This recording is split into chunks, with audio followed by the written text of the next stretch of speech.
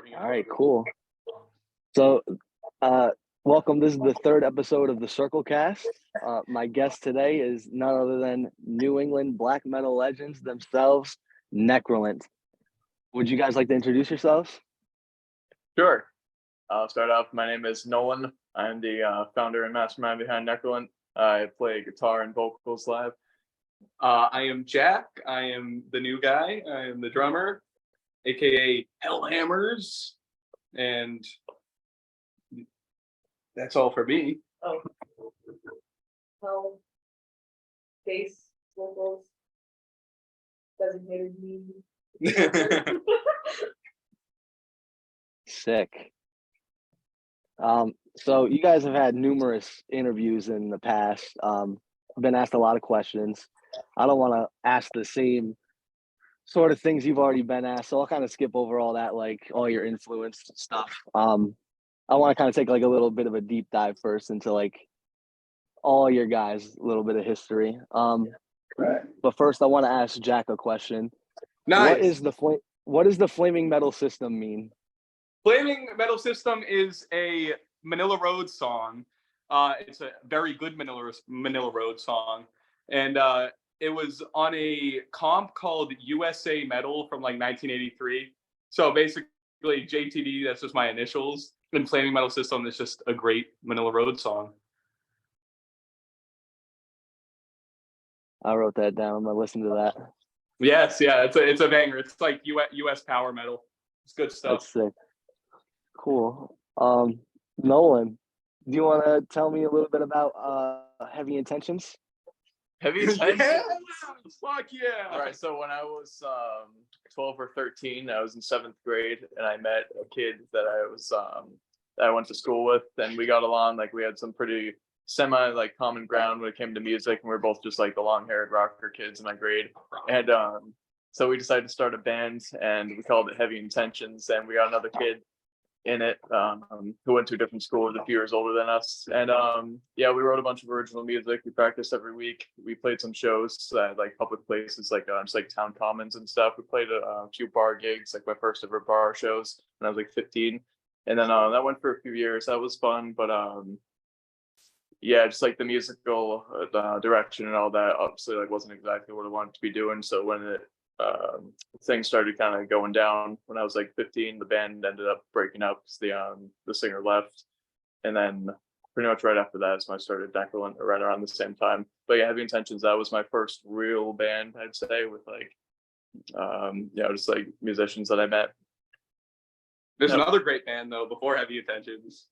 The Tarantulas, that was with my sister and my cousin. And I have the CD, and like I'm not even joking, like if Nolan was a little bit older and the vocals were a little bit lower and maybe it was like a more proper production, it's like right up my alley. It's just like really primitive 80s metal with like a little bit of thrash. It's like genuinely really good. It was this demo we recorded in my basement when I was like 12. That's fucking sick. There's a CD? Yeah, there's a demo. I'll send you a copy. Oh, fucking way. I would love that. You're a legend. Gotcha. That's sick. 5.5 Rats. I guess that's more towards like Hell. Yeah. Early 5.5 Rats though. Early 5.5 Rats. Yeah. Through the early days. Oh God, we're coming to now. Because I know a way different sound now. Yeah, We've definitely. heard. That's what we've heard. Yes, definitely a much different sound. God, how would I describe the sound now? Nolan, you're gonna help me here. Nowadays, Yeah. it's what black and goth metal, death metal. No, don't go. Okay. Listen, What? you leave my silly genre names alone. I'd like to call it like more goth death metal, if that makes any sense. Not quite like blackened, but not quite not blackened. So we're going with gothic influences of like typo negative mixed with just like straight up like death metal, like Unchanged and shit like that. Especially with like the chainsaw tones. But back when I was 13? Yeah, 13. It was this like super raw, like stripped industrial band with just like literally whatever I could get my hands on, which is like half of a recording studio in the basement, and I just spent like hours and hours down there trying to figure out how to like work shit and like calling my dad every 5 minutes, like, how does this work? It's come a long way. It's come a very long way. It's kind of one of those things that's just like growing up with me and like growing and changing along with my personality and who I am. Yeah, it's awesome. When did Nolan join? Nolan joined Very early 2020. very early 2020, like February, Yeah, if that. yeah, I'd say February. And we very quickly played like a show together, and then the world shut down. Yeah, that show was where we met Mark, or where I met Mark, at least. Wow, that's sick. That was my first time ever going outside. The legend. Yeah, the legendary night. Monumental moment, I would say. Yeah. Jack, how about Accursed Ordnance? Oh, okay. So When did you start that? a date might be actually no. It was 2020. I was like, I always played the guitar like as a kid and whatever, and eventually I wrote like I always try to write songs, but I never really could. I like write out the tabs and stuff, but eventually I wrote like a real primitive black metal tune. It's called Pit of Hell. You can find it. It's probably on like SoundCloud. I took it off Spotify and all that because I basically recorded it on like my phone, and I just uploaded it to YouTube. Like I use FL Studio Mobile, so like everything's just like fucking Apple headphones, and like I played the drums and I listened back, and it's like really rough around the edges. The songs themselves aren't that bad though. I like them, but I wrote Pit of Hell, which is like a pretty true Cavalt black metal tune, and I uploaded it to YouTube, and just like under like Jack Devlin, and then like I literally took a picture of like a deck of cards. It was so stupid. Like there was no album cover, and then I wrote another song, which was called Metal Fight. You're like, yeah, these are on SoundCloud. I think you'd probably be able to find them. And this was still with my phone. And I think once I wrote Metal Fight, I decided to I came up with a name and shit, and it went from there. And eventually I got like an interface and shit and SM57s, and it got better from there. But like the name and shit, you can find that in a Naglfar magazine interview, what Accursed Ordnance means. Hell yeah. Yeah, it's sick.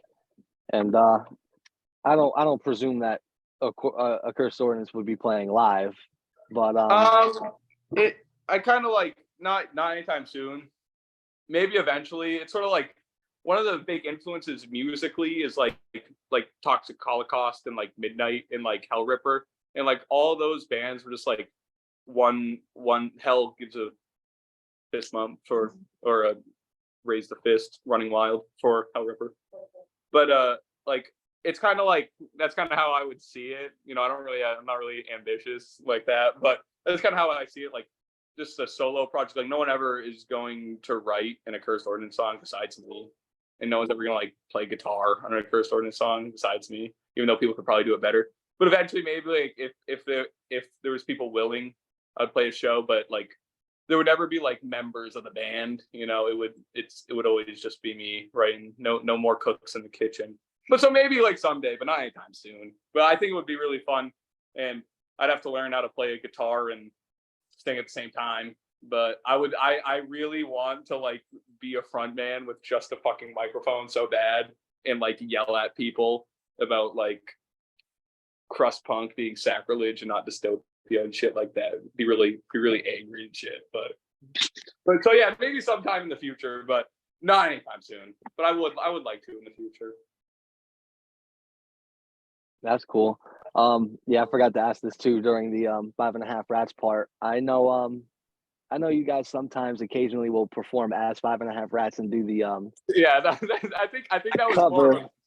I think that was more of a mix-up anytime we played Messiah. I don't think that was ever 5.5 Rats. I'm not a member of 5.5 Rats. No, stop it. What? No, I could've yeah, sworn. I think that was just something Mark said. Like I don't think Austin's in 5.5 Rats. I'm not in 5.5 Rats either. That was just like, I think Mark just said that one time. What it was. Go ahead. Were you about to say something? I was just gonna say, like, yeah, that was kind of just us like switching instruments and Hels off vocal, so it kind of like looked like it was 5.5 Rats because we're doing some covers. But it never really was. Yeah.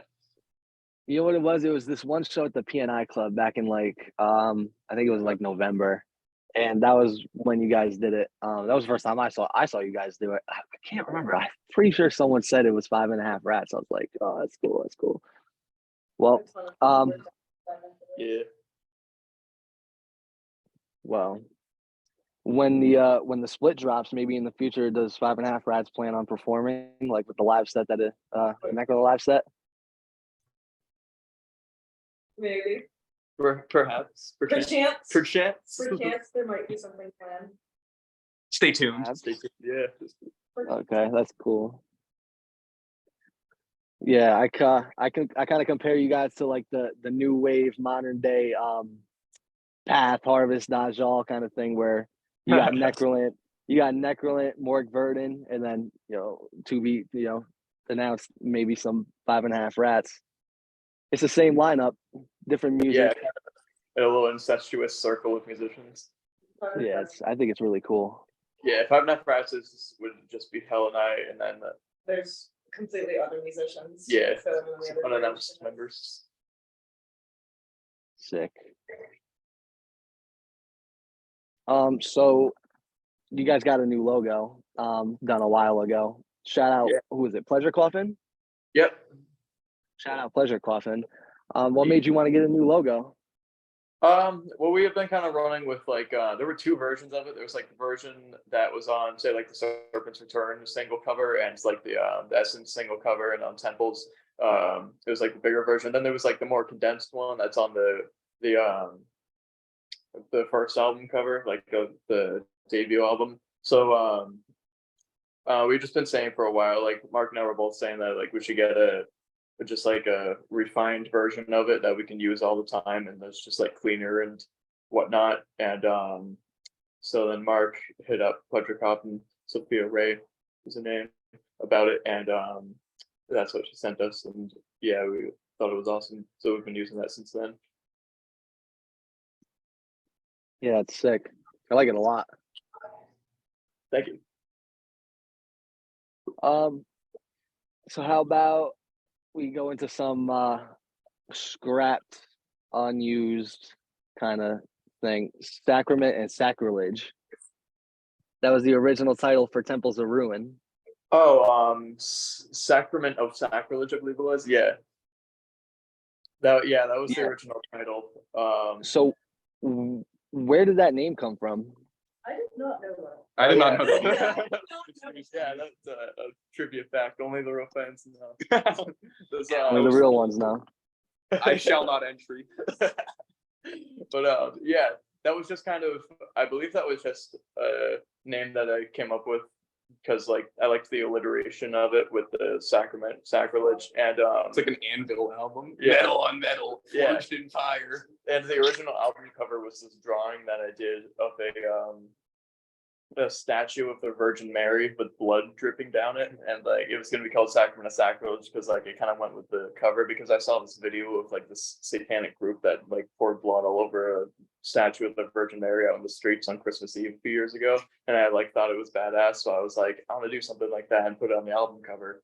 And then so that was the title and everything, but I was like never really completely sold on it. And then when I kind of came across like the artwork that I wanted to use for the cover that ended up being on there, I decided the title Temples of Ruin fit much better and just sounded better, so I went with that instead because it was like a song on the album already too.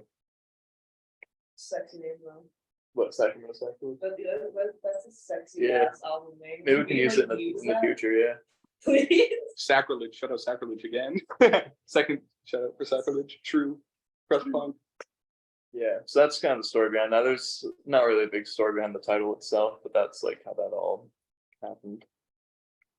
How many songs were written before you decided to change the album title to Temples of Ruin?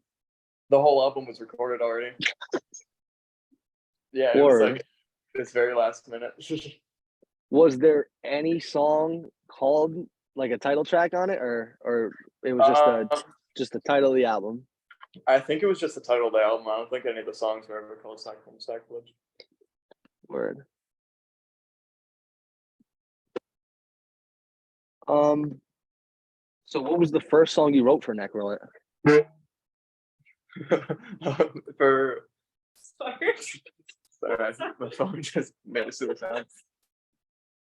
Sorry, yeah, the first full song that ended up like the way it fully was and ended up on the album was actually Descending to Power. But I believe, but some riffs were written first. The first ever riffs that were written that ended up on songs were actually from As We Wander, but it didn't end up obviously being released until Temples of Ruin. But the first full song that was written and ended up like being released the way it was, I believe, was Descending to Power. Sick. That's crazy. As Yeah, We Wander. Yeah, the opening riff of Destruction Ritual was also written around the same time as like As We Wander riffs. So that but it wasn't the full song the way it is. It was just that one riff that I wrote, and then the rest of the song was written later, and then I just kind of tacked that riff onto it before recording it. So the split, it's gonna be the longest gap between albums. Yeah. It's what, like 2 years or something like that? Could be 3. Yeah, it'll probably be about 2 years since Temples, but the single came out about a little over a year ago for Essence. But it's the longest gap because we've had the most going on in between. Like we're working on more of like a usual band time frame where it's like every few years instead of like pumping out albums very quickly like the first two, because like we weren't playing live or anything back when the first 2 albums came out, so it was just like constantly writing music. But now we've been playing live and got other stuff going on and all that, so it's been a bit of a gap. Yeah, that's cool. Evil Star set, new lyrics, and you said new name. Yeah. Do you want to spoil any of that information? Or like, do you want to say why you may have wanted to change the lyrics or anything like that, or the name? Yeah, we changed them because the original ones and the title and all that were written by Mark, and then when like the split between us and Mark happened, like when Mark left the band, it was just kind of like, are we still going to use the lyrics or not? And then I was like, I kind of want to rewrite them to something that I can personally relate to a bit more, especially now that I'm going to be the one singing them on the album. And so decided to change them and change the title and like the meaning of it.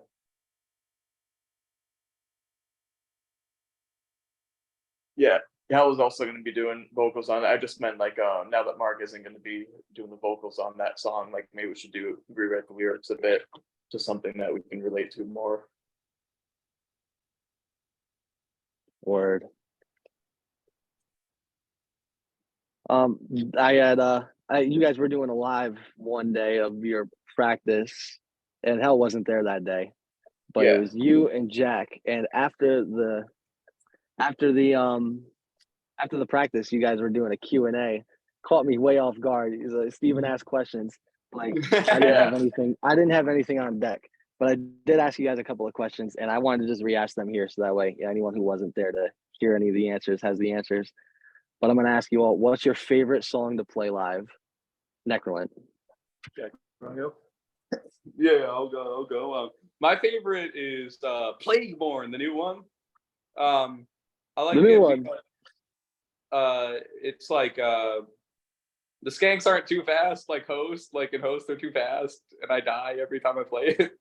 And it's got like a really cool part that's like really heavy. Like Hel's got the bass, like bum bum bum bum bum bum bum bum. That part's really heavy. And it's got the 3/4 blast beat, and like I didn't know how to play a blast beat in 3/4 before I met Nolan. I never even thought of doing it. I didn't even know it was a thing. But also I don't know that much about music theory or whatever the fuck that is. But I finally learned how to play, and now I love playing the 3/4 blast. So it's got the 3/4 blast. It's got a good paced skank, and it's got like the grim time beat, but it's got like the double kick part. And so it's just really fun. And like there's after like the initial skank, like right when the vocals come in, it's like boom, boom. It's like boom, boom, and it's so dope when Nolan screams like boom, boom. It's so sick. So that's my favorite to play. Plagueborn. That sounded cool if the one was Plagueborn part. Yeah, actually, it would be. Some gang shouts. Give me a microphone. Give me a fuck yeah whisper. I'm gonna say Plagueborn is also a favorite of mine to play, along with Host for a Black Mass. I'd say those are my two picks. But I also really love playing the whole like instrumental section of Dwell Within the Flesh, like with the Twilight riffs. Your favorite riff, Steven? Oh, absolutely. Yeah, I think Essence is my favorite song, but favorite riff ever has to be those 2 sections in Dwell, even the 3 sections. No, it's I it's agree. 3. Yeah. So yeah, I'd say Plagueborn and Host and that part of Dwell. It's my favorite. Big Trunchel hunger. Yeah. Snare roll into the Twilight riff. It's great. Oh, what's your pick? My pick. I want to say every song we play.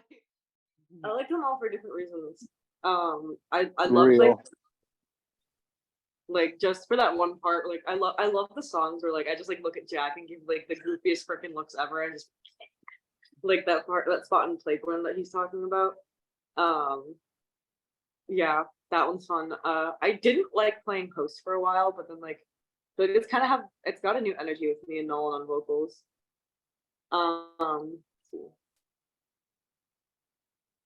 Evil Star's set's just like stressful to play, not gonna lie. Stressful. Evil It's got more intricate bass part. It's stressful, especially with like the clean singing. Yeah.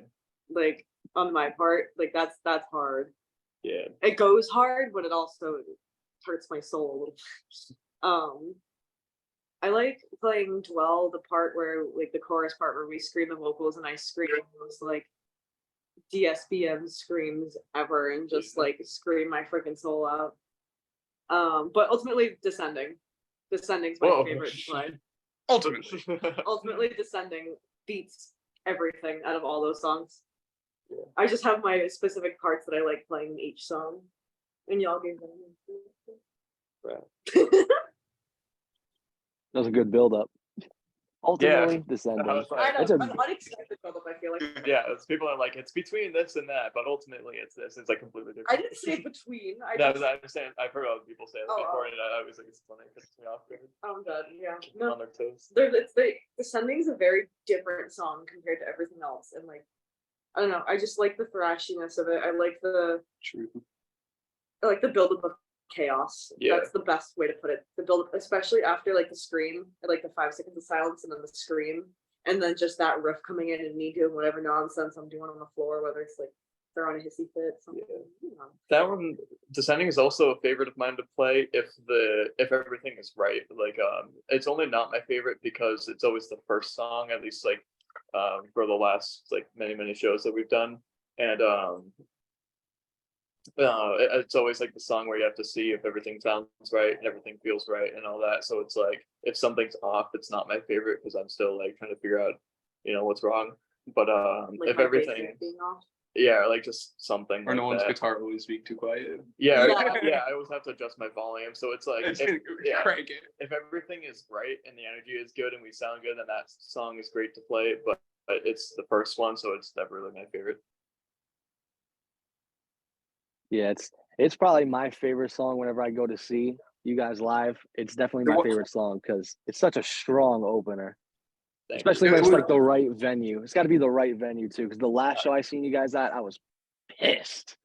The crowd was dead. Oh yeah. Wait, what show? Nah, fucking shout out you, Steve. You're the only fucking true maniac out there, dude, tearing it up. At that one, the crowd was so dead. And I was like kind of really upset. So after you guys got off the stage, I literally left because I didn't even care anymore. Like, why am I gonna sit? Like, it was whatever. I was kind of upset. That was a bad idea. I saw a video where people doing shit. Dude, that was a bad idea though, because Bellower fucking rips. I was very upset that night, and then when I saw that video of people actually doing shit, I was like, oh, okay. So where was that energy when y'all were playing though? So yeah, it's tough opening. I got in the pit later for Bellower, dude. They are so sick. It is like really icy, but like melodic black metal, dude. They are so good live. They were great. Well, I guess I should have stayed. You should have. Fuck. So what would you say is the hardest song to play live? Want to go in the same Most order? difficult.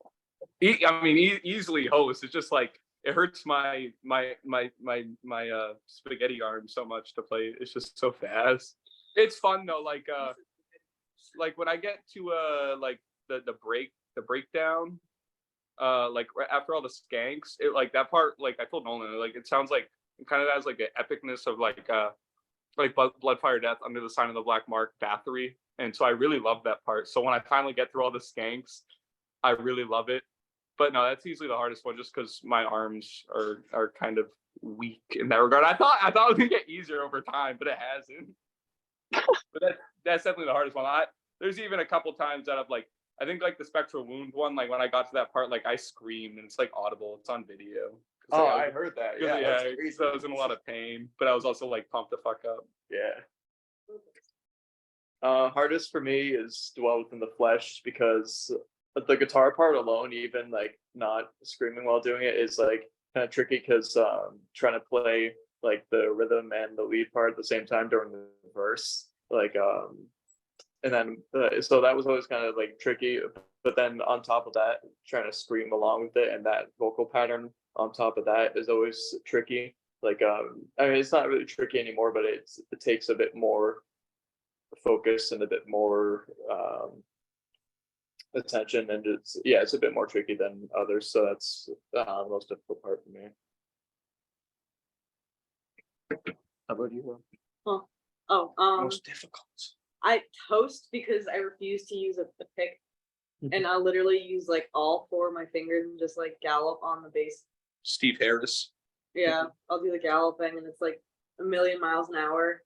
And like sometimes, although it's rewarding when people like notice and like point at my fingers and point at me and like do some sort of like gesture like that, then that always just makes me like do it even faster. Yeah. My mom said something about it. Did she? Yeah. It always makes me feel so good when people notice that, because it's like that shit took me a while to get down. Yeah, it's not easy. Definitely not. That or Evil Star set just because of the vocals. Word. Yeah, coming from playing guitar, whenever I play your guys' songs, you know, at home and shit, I would say the most difficult song is definitely Host. It's really more enduring than it is hard. Yeah. Very I fast. remember when going in to record the first album, I was like, there were like different ways that I would think of each song, like little just like ways to remember them, I guess. And I remember To Dust was actually the one where I was like, oh, this is the one that kills my arm every time. And when practicing at home, I was like, shit, I hope my arm doesn't like fall off while I'm recording this, because this is hard. Like those riffs and how fast it is, because it was fine in the studio because like the adrenaline and whatnot, but just like sitting at home playing, I remember I was like, yeah, this song kills me. Yeah, To Dust is definitely also very enduring. Yeah. What song do you guys not play live that you want to start playing live? Oh, give me this one. Give me this one. Freaking Cursed Visions. Cursed Visions. I would kill a man to play that song live. I've been begging him for fucking months now to play that song live. I'm like, you have to let us play that song. Let me do the vocals, please. Let me belt that song out to the freaking heavens. Oh, it's just the way that the drum beat comes in after like the solo guitar part, not like the solo, like, but like when it's just guitar. I don't know what. Yeah, where it like holds out that part. That part. Oh my god, that part. W. Alone, I want to fuck people up to that song. Sorry, I gotta. Yeah, if if we had another guitars, that would definitely be a song to do, because that's one of my favorite Necralant songs too. It's so good. That one, our tempos are ruined too. That one we could do with one guitar. That's my pick. Well, this is a funny story. The first time I ever met Jack was at the Firehouse when we were playing when Talos was still in the band, and we were just standing outside hanging out, and this kid with fuzzy hair and a battle jacket sitting on. That's exactly how you described him to me. Yeah. That's exactly how you described me. I remember this. He was sitting like outside on the porch, and he just goes, yo, you guys ever play Temples of Ruin As We Wander live? And it As like, we wandered through. yeah, and it like took me back. I was like, wow, this dude actually like. I was like, this kid knows our discography, like not just the songs we play live. I was like, did some of this research, and I was like impressed, and I was like flattered. I was like, oh, like someone actually knows all our songs, and I was like, we could play Temples of Ruin live. We just haven't. As We Wander would be a little harder with one guitarist, but we could probably do it. But it's just like playing an instrumental live isn't really on the top of our list. But until we get longer sets, at least. We should do it as like an encore or something. Yeah. Don't mind me in the eating cost. But yeah, those are. And my thoughts still hold true from back in the day. Temples of Ruin. Yeah. Yeah, those would be some cool ass songs to hear live. Yeah. Can I ask you a question? Go ahead. I'll show my costume. Okay. No, it's fine. What song would you kill to hear live? To hear live? Yeah.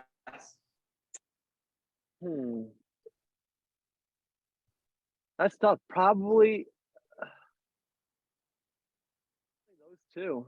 Probably Cursed Visions and Temples of Ruin. Temples of Ruin, the song really grew on me a lot. Like I always liked it, but I like it more and more that I hear it. So to hear that one live would be really cool. And then Cursed Visions, obviously, because it just fucking rips. Mm-hmm. So good. That's the song that was written about.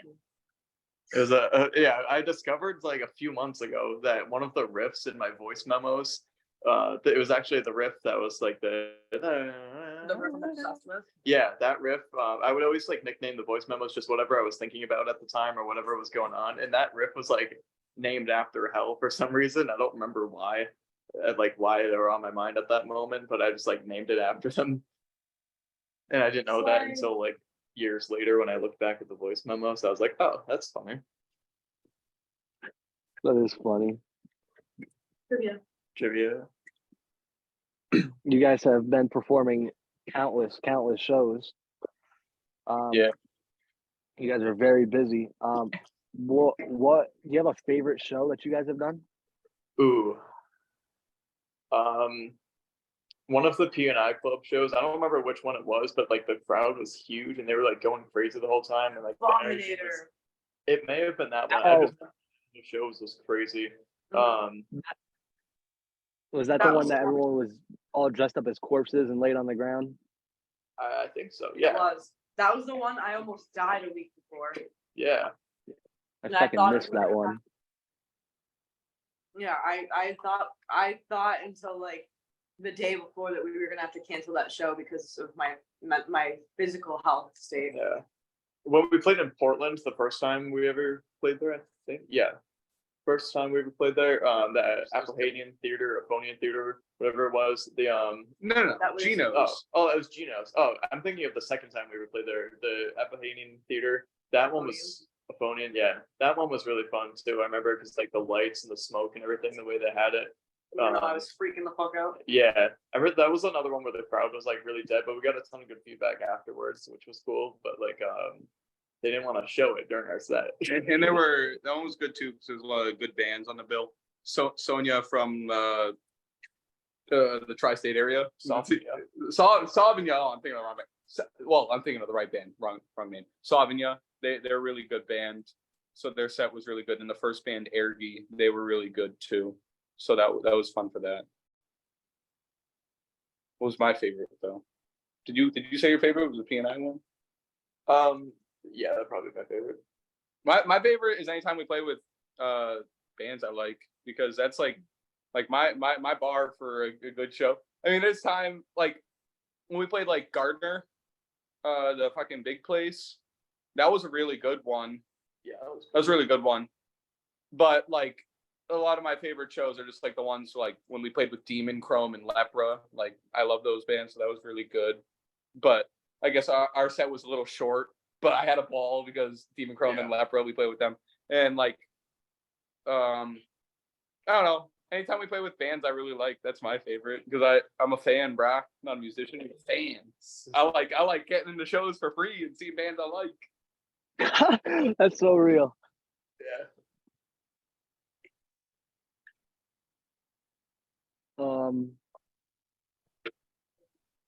Hell? Oh, Spectral Hell has Wound. not answered yet. Spectral Wound was stressful, but It was very stressful, but that was cool. It was a good energy, and there was a ton of people, and then And the honestly, bands were great. playing with Spectral Wound. And the dude had a Riot City patch. The dudes were total trad metal nerds in Spectral Wound, so it was so sick. They were the coolest guys. Yeah, it was so cool. Yeah. But my favorite show, Black Mold Market. Oh yeah. Oh yeah. Black Mold Market. Shout out, God. Matt. Huge shout out to Matt. I fucking love you, man. The most recent one Yeah. with when we headlined. Oh yeah. Because that was like I was like stressing out because I did like all the theatrics and then like we did the debut, the ensemble vocals. Yeah. And then like there was a ton of people. Any show where I crowd surf at the end is my favorite, honestly, because I just love doing that. I got like the goofiest look on my face ever, and I'm just like, oh yeah, I feel like a fan, honestly. Yeah. It's like, fuck Necralants, I'm just a fan at this point. Yeah, that lineup was great too. Both Black Mold Markets that I played, the lineup was great, but especially that second one. I like just about every band set was phenomenal. The bands I knew before and the bands that I was new to, like Throw, they blew me away. I had seen the name a bunch, but I never listened to them. And I was like, oh, dude, they were so great. So like all the bands were really good that day too. Shout out Matt. Shout out to fucking man, dude.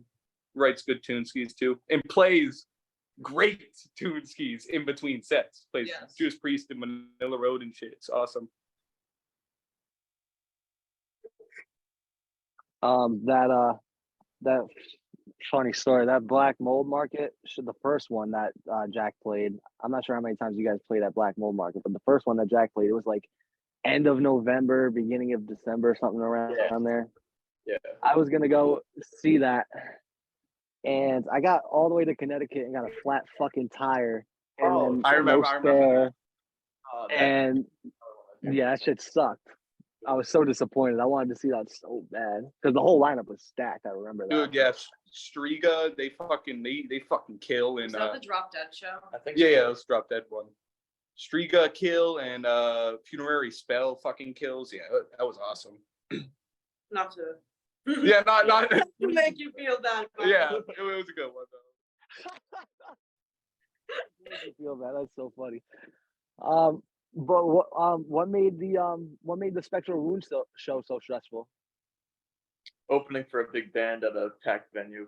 Because well, yeah, because that is not what went. I don't have shit to worry about. You know, like at a Necralant show, I gotta play the drums and make sure my drums are there. Hel and Nolan have everything to worry about. You know, even I was stressed out. So I was like, dude, fuck, we're playing like the Middle East, brah. I saw like Possessed and shit on that stage. I saw The Witcher on that stage. Not that they're like super huge fan, but I really love them. And I saw like Satan on that stage and shit and Haunt. So I was kind of like as it got really close, I was kind of like freaking out. I was like, oh Jesus, we're playing like a big ass motherfucking show. But that's that. So I was stressing out for that one. But they had Okay, so first of all, the Middle East is a disaster. Something always goes wrong there. Being friends with people inside the Middle East, something always goes wrong there. So our intro music cut out like halfway through and like paused for a minute, and it was just like quiet, and I was just like screaming as Nolan was dragging me up the stairs onto the stage, and I was just screaming, and there was nothing happening, which honestly was kind of cool. Yeah, it was only for a couple seconds. It was only for a couple seconds. It was kind of cool, but then like, you know, the whole like the music ended, silence. I screamed, waiting for the riff to kick in, and Nolan's freaking guitar amp wasn't plugged in. Yeah, Stevie, you may have seen the video at the end of the intro when like Hel does the big scream at that show. My the head wasn't plugged into the cab because I was like rushing, trying to set everything up, and I was like super stressed, and I was like, all right, all good, we're all set up, because I was stressed because we were doing the big intro where like I dragged Hel through the crowd, and we had like up the stairs, and like we hadn't practiced it a ton before, so I was like worried more about that than whether my amp was plugged in, I guess. So then it was like the big scream, and I was supposed to come in during like at the end of their scream, and then it was just silence, and I was over there like fucking with the amp trying to plug it in, and it was so obvious too, and I remember thinking during, I was like, this can't be happening right now, like not here, not right now, in front of like 3 people. So that happened, and that was, yeah. Everyone like was cheering us on though, and was like screaming, and like I kind of feel as if some people may have thought it was on purpose just by the reaction. Yeah. I'm not, I don't know. It was stressful, and then my base stamp wasn't even turned on. Yeah, it or- was just like technical difficulties, but overall, I remember being satisfied afterwards because the audience reaction was really good, which was cool. Yeah, everyone loved it, and so like I felt better after. Yeah, but I was like, this can't be happening right now. It was a really good crowd too. There's a lot of Yeah, like cool vests and cool shirts and shit in the crowd. It was really, and Yeah. there was some people that like I usually like just see at like typical like Middle East shows or whatever yeah, that I like go to and that I see there, and like to see those kind of people like just at the show I'm playing, it was kind of cool. Yeah, it's sick. That's funny though. You guys were all stressed out for different reasons. Oh yeah. yeah. What's up? So we covered shows. Do you guys have a favorite venue that you guys like to perform at? Ooh. For me, not really. I've always wanted to play Stop. upstairs, but I'm trying to think. I can't think of any that we've like reoccurringly played at, but there have been ones that we played at once that I thought were really cool. I like Gino's a lot. Yeah, Gino's was awesome. That was important. Incredible. Yeah. Geno's was really cool because like on the wall and shit, like there's a poster for like Gangrene was like playing in a week, and like Anvil played the night before and shit. So that was like really cool. Yeah. But any venues with monitors, Yeah. those are the best. I remember really liking the one in Greenfield, not Gardner, but Greenfield. The actual the one that was right after the Gardner one. I remember really liking that venue. Oh, Because- the one where you accidentally called it Gardner. Yeah, that was my joke. I accidentally Oh. yelled Gardner between Gardner. Yeah. Steven, do you remember that? Greenfield or wait, the joke? The show in Greenfield, right before Dwell Within the Flesh, I was like introducing the song and I yelled Gardner because I confused the two names and I thought we were in Gardner still. That's really funny, but I am so unfamiliar with towns outside of Worcester that I didn't even notice. Yeah, and it was like I was dead like, yeah, silent. Gardner. Yeah. Fuck yeah, Gardner. Yeah, and then it was like as we started Dwell Within the Flesh, I was like, oh god, I said the wrong name. That's fine. You had like a Hulk Hogan moment. There was like he was like, oh, the Silver Dome, and they were in like the Superdome or some shit. Yeah, yeah. Yeah, that's cool. I think my But favorite venue that you guys play at, or like my favorite venue in general, is probably the Firehouse. Maybe the P&I Yeah, Club, but I that's- think the Firehouse is definitely the best venue. Firehouse is my favorite DIY venue, like a non-monitor one. Jack would say. Yeah, the firehouse is just so cool, just like hanging out and shit. Sick. Yeah, and they have like a really good PA too, like for a DIY venue like that. Oh yeah, They got those big ass speakers. the energy's always the best there. The sound's always Yeah. good. Yeah. You guys have dropped hella merch. Do you guys have a favorite piece of merch you dropped? Booty shorts. Yeah, I knew that one was coming. I liked the didn't we make Black Widow Beard again hats and beanies? I like that 'cause I Yes. like that slogan. Really didn't we? I'm trying to. I know we made the hats. I can't remember if we made the beanies with that slogan on it or if it just had the name. I think it did. I can't remember if it said that or True New England Black Metal. Norwegian. Yeah, I'm pretty sure. Yeah, we did make beanies that said "Make Black Metal Beard Again."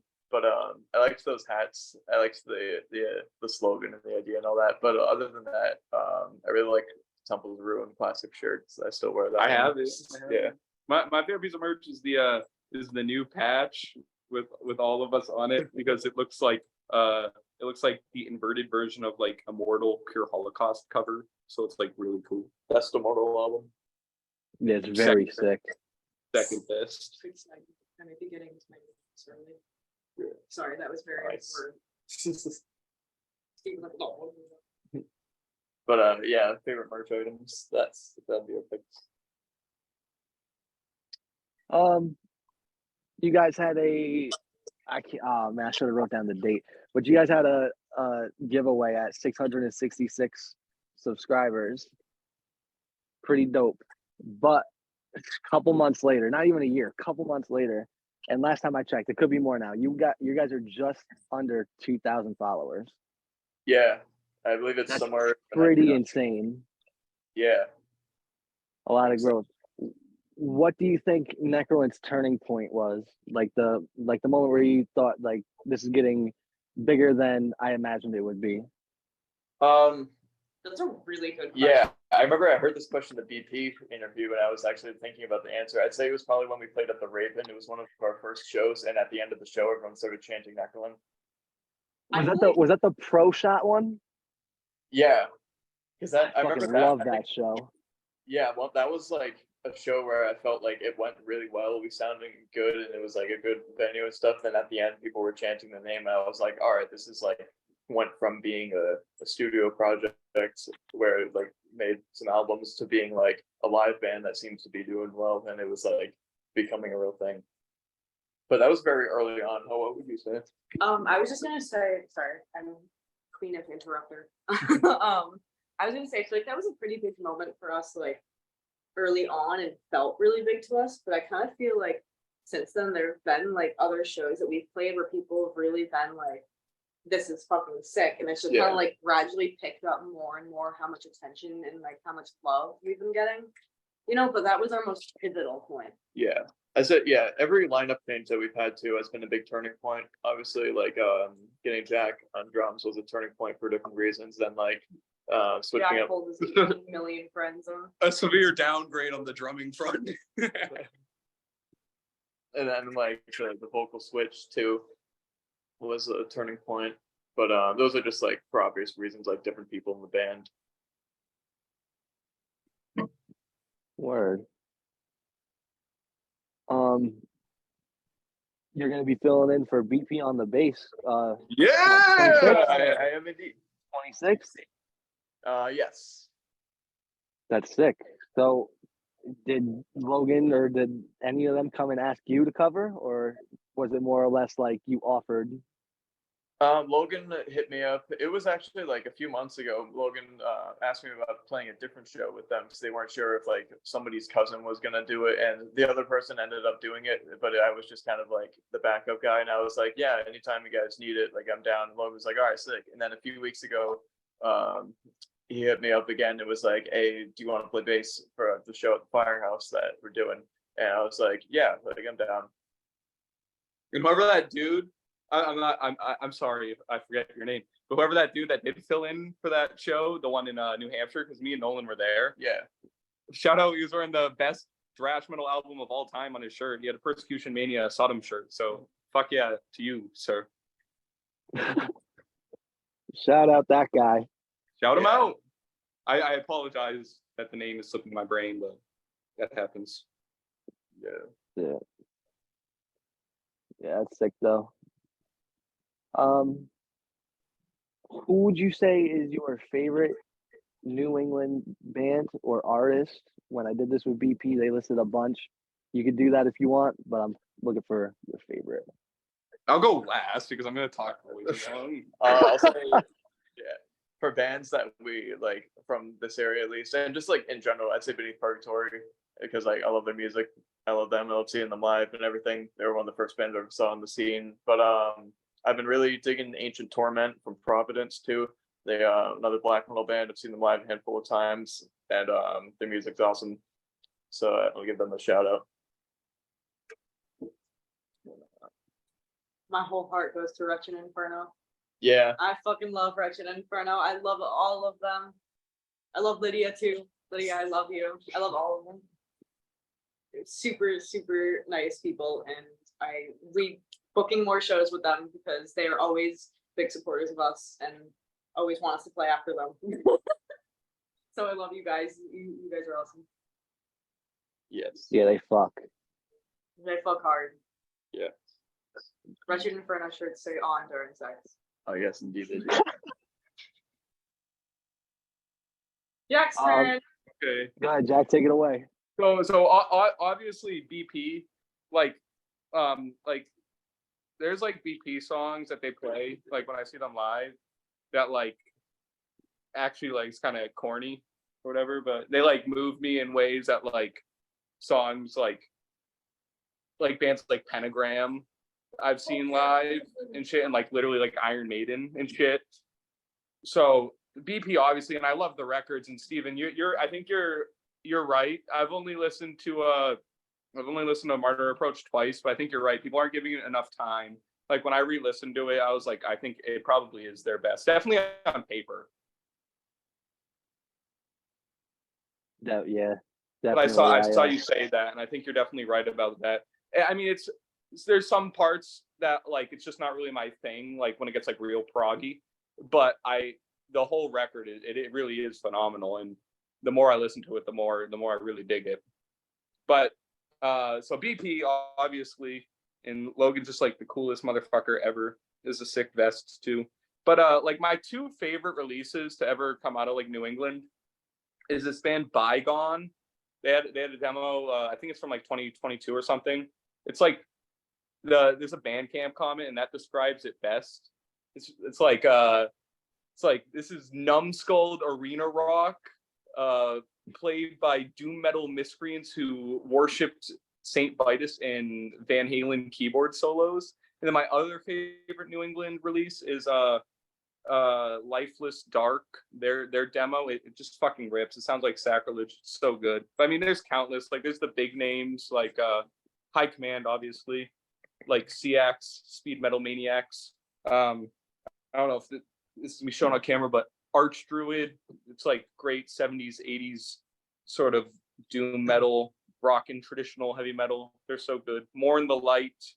They're another doom band. And then like countless bands we played with, like Troll Milk and Striga.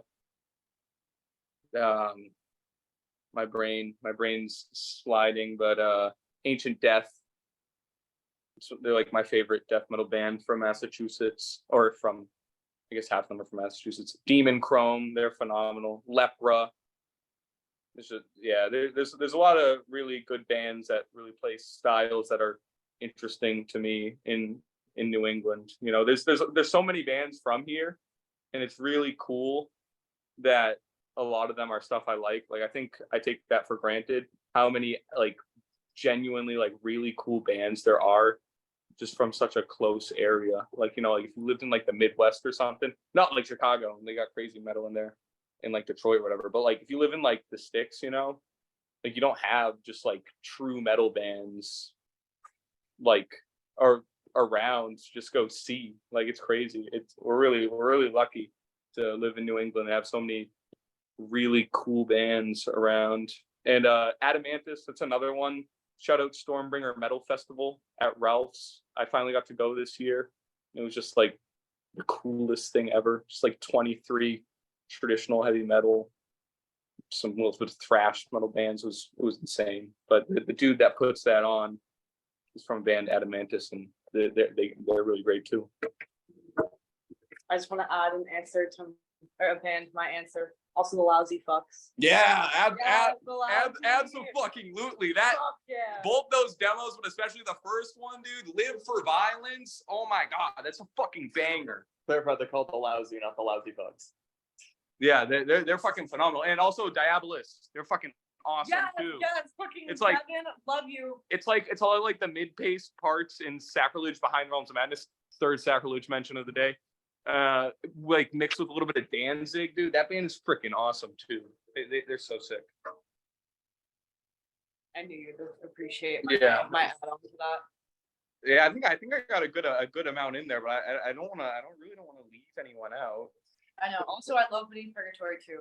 You both said it and I didn't. Logan, I love you. Hurt. Oh, yeah. Heart. Sick. Oh, and Guillotine. That remiss to not mention Guillotine. Guillotine fucking rips, especially when they play those old school thrash tunes. That's so freaking awesome. Yeah, And, like, hell yeah. I'm on that. I like the old EP better than that new one they dropped. I agree. I told David. I said I was like it's kind of like a departure from, like, it's obviously like better on paper, the new one, Right. but I mean that fucking old 80s thrash fucking crossover type style, dude, that's That's the shit I love. So like, dude, like no violence, and like me, Austin, and Nolan, when we saw Guillotine, we everyone was like yelling for an encore, and we like shouted Shredder so loud, like me and Austin, that they actually played it. It was so sick. Yeah, like we wouldn't let them get off the stage without playing it. Like they were like trying to take their guitars off, and everyone was just screaming Shredder, and they were like, No, not everyone's screaming songs from the new one, but like me, Austin, and Nolan were yelling Shredder, and they played Shredder. We yelled that loud. It's such oh my god, so good. Banger. I have a guillotine sticker on the back of my phone. Frick yeah. Love you, Necralant David. are big Guillotine advocates. Fucking love Guillotine. Shout out Guillotine. Shout out. I wrote down a bunch of this or that. Yeah. Fuck yeah! Fuck yeah! Steven, let's go! When I Cool. I tell this to Nolan all the time. When I read interviews, when they're just talking about the metal that they love, that is what I want to hear. It's not like, what's the songwriting process? How has the shows been on the road? Dude, I want to hear what these motherfuckers' favorite albums are and shit, and like shows they've seen. Yes, absolutely. Absolutely. All right. I think that's a yes for us. All right, cool. First one I got is I already know Jack's answer. I'm pretty sure. No, I know Jack's answer. Satyricon, Dark Medieval Time or Shadowthrone? Yeah, dark medieval times, but it's not as far. Like they're not as. It's not like a huge gap. You know, it's definitely dark medieval times. But like, dude, Viking Land, that is such a fucking good song. And Pivot, Christus God. Oh my god. Yeah. it's not like a huge gap, but it definitely dark medieval times. Because that's like one of my favorite like, black metal albums of all time. It's my turn for this question. Yes. Okay, yeah. I want everyone's input. Was that? I want everyone's input. Yeah. I will also go Dark Medieval Times. I'm not as familiar. I've listened to the Shadowthrone, but I'm not as familiar with it as I am with Dark Medieval Times. And I remember listening to that one like back when I was like first getting into black metal and thinking it was really cool. And I've listened to it again recently, like walking around cemeteries and stuff. And it's always a great atmosphere and all that. So I would also go with Dark Medieval Times. What was the question? Satyricon and Dark Medieval Times versus the Shadowthrone. I have no input on this. No opinion. Pass. Pat. All right. Press, Yeah, that's crazy. They'll I probably definitely be- would go with the Shadowthrone. Yeah, I remember seeing that you like them all. There's probably gonna be like intermittent passes between all of us. Yeah, like things that were Yeah. You guys are talking about like late Morbid Angel albums or something. I'd be like, yeah, you have to pass.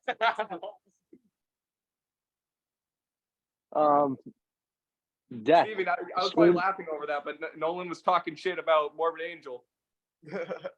No. No, I said I said the ones I'm gonna have to pass with are like if we're talking about later Morbid Angel albums or something, I'm gonna have to pass. Oh yeah. Anything after like there's a madness, right? Yeah, anything after all this is madness, I'll leave it. Anything after the first album, I'm not too familiar with. Dude, no one knows Yeah, him. He just doesn't like I'm them. familiar with them. I just don't That hurts even more. care.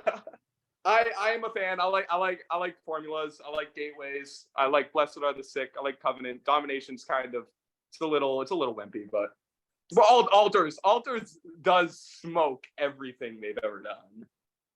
Yeah, I know for a while it definitely was, but the album that I think is the best is definitely Formulas. 100%. It's good. It's good. I like it, but altars pretty much smokes everything. Dawn of the Dead from Nunslaughter, he doesn't even like altars. He says Abominations of Desolation, Last Morbid Angel, that's important. That's like the demo, but it's like actually Yeah, that's the last. The last. Dude, he doesn't even that's important. Dude, yeah, he doesn't even like Altars of Madness. That's pretty irrelevant to this interview, but I think it's hilarious. Same slander. I've never heard such a hot take in my life. Oh yeah, that's a good one. Next one I got is Death, Scream Bloody Gore, or Leprosy. It's definitely Scream Bloody Gore, but that one's like really, that's closer than the Satyricon one. Like that's like really damn fucking close. Leprosy was Yeah. like the first like actual death metal album like I really liked, like in full. Besides like, I mean, I like the Monomarth, but I mean that's not really death metal. But I still like Monomarth. But definitely Scream Bloody Gore. But there's like in Leprosy, like on like Left to Die and shit, like that song and like Open Casket, they're just like and Born Dead, there are like some insanely hard, like insane riffs. But overall, Scream Bloody Gore as a whole, but I mean that's like really fucking close. Like Regurgitated Guts, it's a fucking banger. Evil Dead, I remember when I was like first getting into like more crazy stuff, I used to play Evil Dead all the fucking time. But yeah, those are two of the best records of all time. Shout out Mitch's Toxic Art for I won his contest of his Leprosy painting. That was fucking awesome. I had it hanging up in my room. So sick. Shout out Mitch's Toxic Art. All right. I'm gonna go Scream Bloody Gore too. It's just like creepier and more like gross sounding and just gets me moving more. And I've always just liked it a bit more. And I think I've just kind of overplayed Leprosy a bit. Like, but I've always liked Scream Bloody Gore a bit more. It's got some of my favorite death songs, and that's honestly the only. I mean, I love Leprosy too, and it's like Human, but Scream Bloody Gore is like the only one that I would take with me to a desert island. Yeah, with any of the death albums. Scream Bloody Gore and Leprosy. Yeah. Sound of Perseverance. Oh, Nah, fuck both of you. Sound of Perseverance. thumbs down, bro. Nah, one of the greatest albums of all friggin' time. Nope. But out of those two, But what is okay, your- but out of those two, Scream Bloody Gore. all right. General consensus. I'll just elaborate on my Sound of Perseverance isn't bad. It's just not great. It just kind of it's directionless. I don't know. It's Directionless. I used to Come on, Jack. You get my heart over here. I used to really love it, but I don't know. Like when I listen to it, I just kind of get like exhausted of it, and then I'm like, oh, this is a really cool part, and then I get kind of exhausted of it.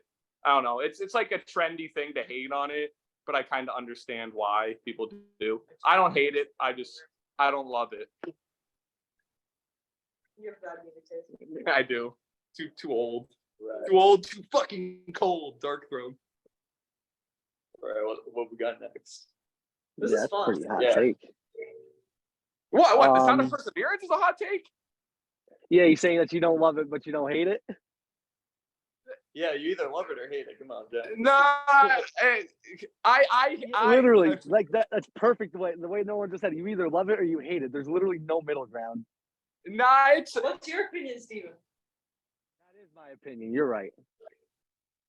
what is it? What We're saying we're asking you what your what's your opinion is. opinion? on Sound of Perseverance? Oh, I'm dead.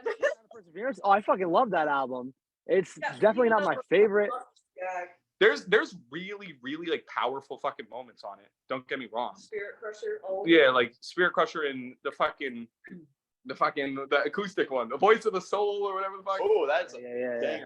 Yeah, I know. Hell really loves it. It's just like it's not really my style either. You know, it's like real proggy and shit, and it's like the whole like thing, like oh, like they got rid of the fucking like the evil shit in the logo, and it's got a dumbass album cover, especially like the original one with like the people climbing up the mountain. It's like even more red and less pink.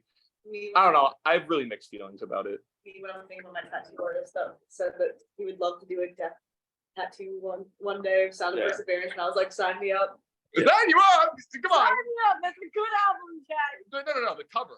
Yeah. The cover's good. Like the actual the album cover. Is it good? Is it worth getting tattooed on yourselves? Yeah, no, it's not. The album cover. We all agree that the album cover blows. No, I just like Alright. the albums.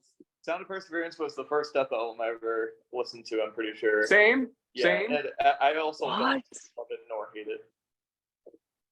You have Crazy. Yeah. First great. death album I ever listened to was definitely Scream Bloody Gore. And I think I really overplayed that one because like when I discovered Leprosy, I was like, oh, this is a Scream Bloody Gore. But then I definitely grew into the Leprosy, and it's like it's so hard to pick a favorite death album. It's like trying to choose your favorite child or something. People say that, but like, I don't agree with that. There's two good contenders, and I like every death album, but there are two good. Spiritual healing. Spiritual healing. Don't even get me started. Yeah, hell hates I'm spiritual a healing. hater of spiritual No, hate's a strong word. Hate is the right word. Hate's not a strong enough word for how I feel about that album. This is just like a Why- death album conference. I This is not why- even a next. spiritual healing's pretty good, but some of those lyrics on spiritual healing, oh my god, Chuck. What what the fuck was Chuck thinking? It's like, dude, sing about fucking zombies, kid. Yeah, that was Like, when he was what- trying to get very intellectual. He was trying to wanna sing tell about her- real shit. Not even then. He was just like doing the 80s thrash thing where it's like social commentary, but you don't really take a stance. It's not like punk rock, like where you take a stance. It's like you talk about social issues. It was so stupid. But the music is still good though. In my Yeah, opinion. no, The I like production the is music. definitely lacking, but I like the music. I think it's pretty good. so my next one is King Diamond, Abigail, or Them. That Abigail. Well, Merciful Fate, obviously, but either any Merciful Fate pre King Diamond release, but Abigail, Black Horseman, that's a fucking banger. But there's a funny track about that. I'm probably the only one that can answer that one. But there's a really funny thing. Nolan always plays the Welcome Home riff, like when we're just like sitting around, and we both do the. It's so good. I love it so much. Yeah, it's a fun ass song to play. Are there any King Diamond fans, unbeknownst to me, in here? Yeah, I don't have a strong opinion. I only know like a handful of songs. Like I know Welcome Home, obviously. So like, I couldn't really properly answer on that. But Hel, I think, can answer. Abigail. Also, Fatal Man. Portrait comes damn close to being better than Abigail. Close, but not quite there. Damn, I'm on team Them. That was like the first King Diamond album I listened to, and I can listen to it all the way through. I don't have to skip a single song. Abigail, I don't remember Same. which song it but- is. There's this one slouch song on Abigail I wasn't a fan of. I can't remember off the top of my head. See, when Them gets sort of like, I'm not like totally familiar with Them. Like I've heard it probably 5 times or so. I don't like listen to it all the time. I listen to Merciful Fate all the fucking time, but not really King Diamond as much. I listen to Fatal Portrait and Abigail quite a bit. But like Them, it's kind of like parts where it's kind of like it sounds like medieval music, and he's just going grandma, and it's like, and then like the clean guitars and shit. And I kind of lose interest a little bit at those parts. But also, I'm not like ultra familiar with it. You know, Conspiracy is really good too. Word. Mork Verdon, Infernal Fields of Winter or Feldenhung? Jack's probably gonna have a biased opinion. Yeah, But I'd say Infernal Fields of Winter. Jack Whitman. I prefer Inferno Fields of Winter just 'cause I think the songs are written better. They're just like more substance. Like some of the Feldenhung songs are just like one riff or 2 riffs. Like the Infernal Fields of Winter songs are more like they go somewhere and come back somewhere. Except for I can't remember the name of it, but that the one with the double kicks the whole time. What the fuck is it? It's the 3rd song, I think. Yeah. His Eternal Love. Yeah. That was Yeah. really atmospheric shit, so I like it for that. And it's kind of like got the Feldenhung, but it's also I kind of like that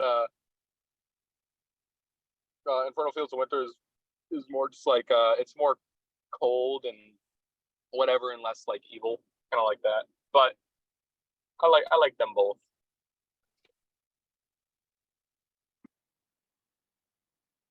Hel, Hel? what about you? I was like, I haven't listened to them. Fucking listen to I'm them. sorry. No, I just don't answer. Feldenhung. How's my whole heart? Yeah, that album's special because like we learned the whole album Oh, from the yeah. live set. Yeah. Forgot about that. That was Yeah, the first time I saw you guys at the Firehouse, I don't think it was Mork Verdon's first show, but I'm pretty sure it was like advertised as that. I was at the Firehouse, and Austin, I think Austin was trying to give me the Feldenhung CD for free, and I was like, no, please take my fucking money, please. And the next morning, I put Feldenhung on in my CD player, and I was like, holy shit, this rips.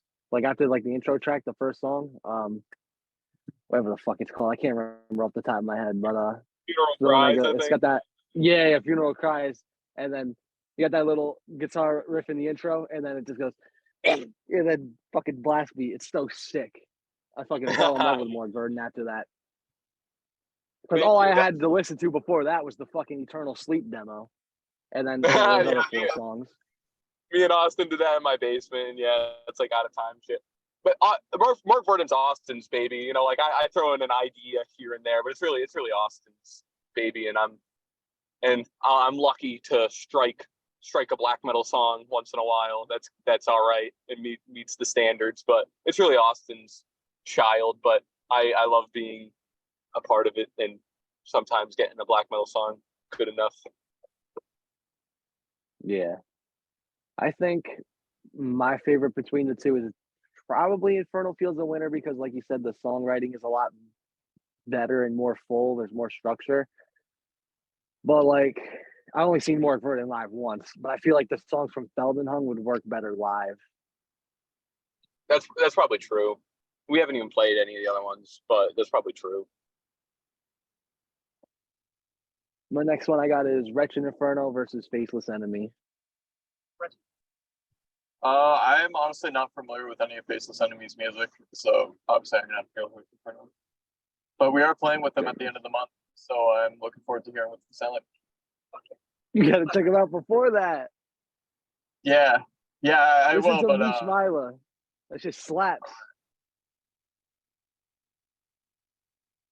Yeah, I'm on Team Wretched Inferno. I believe I heard the Faceless Enemy, I haven't heard the record, but I heard I believe it was like a 3-track demo or something. It had a really funny cover art and stuff. Gender reveal party. Yeah, that one. Yeah, I heard that one. It's been a little bit though. Yeah, we are playing with them, so as Nolan said, I'm excited to hear it again. But I'm on Team Wretched Inferno for that one. Yeah, I'm 100% on Team Wretched Inferno. They fucking went nuts when we put them at that Starlight show. oh yeah, we just saw them at the Middle East too. That was crazy. I only got to see them live twice, and both fucking times I forgot to take videos because I was just so busy about moshing. Yeah, I was so into the music more than just like record. I wanted to record them so bad though. Got to get them in the future.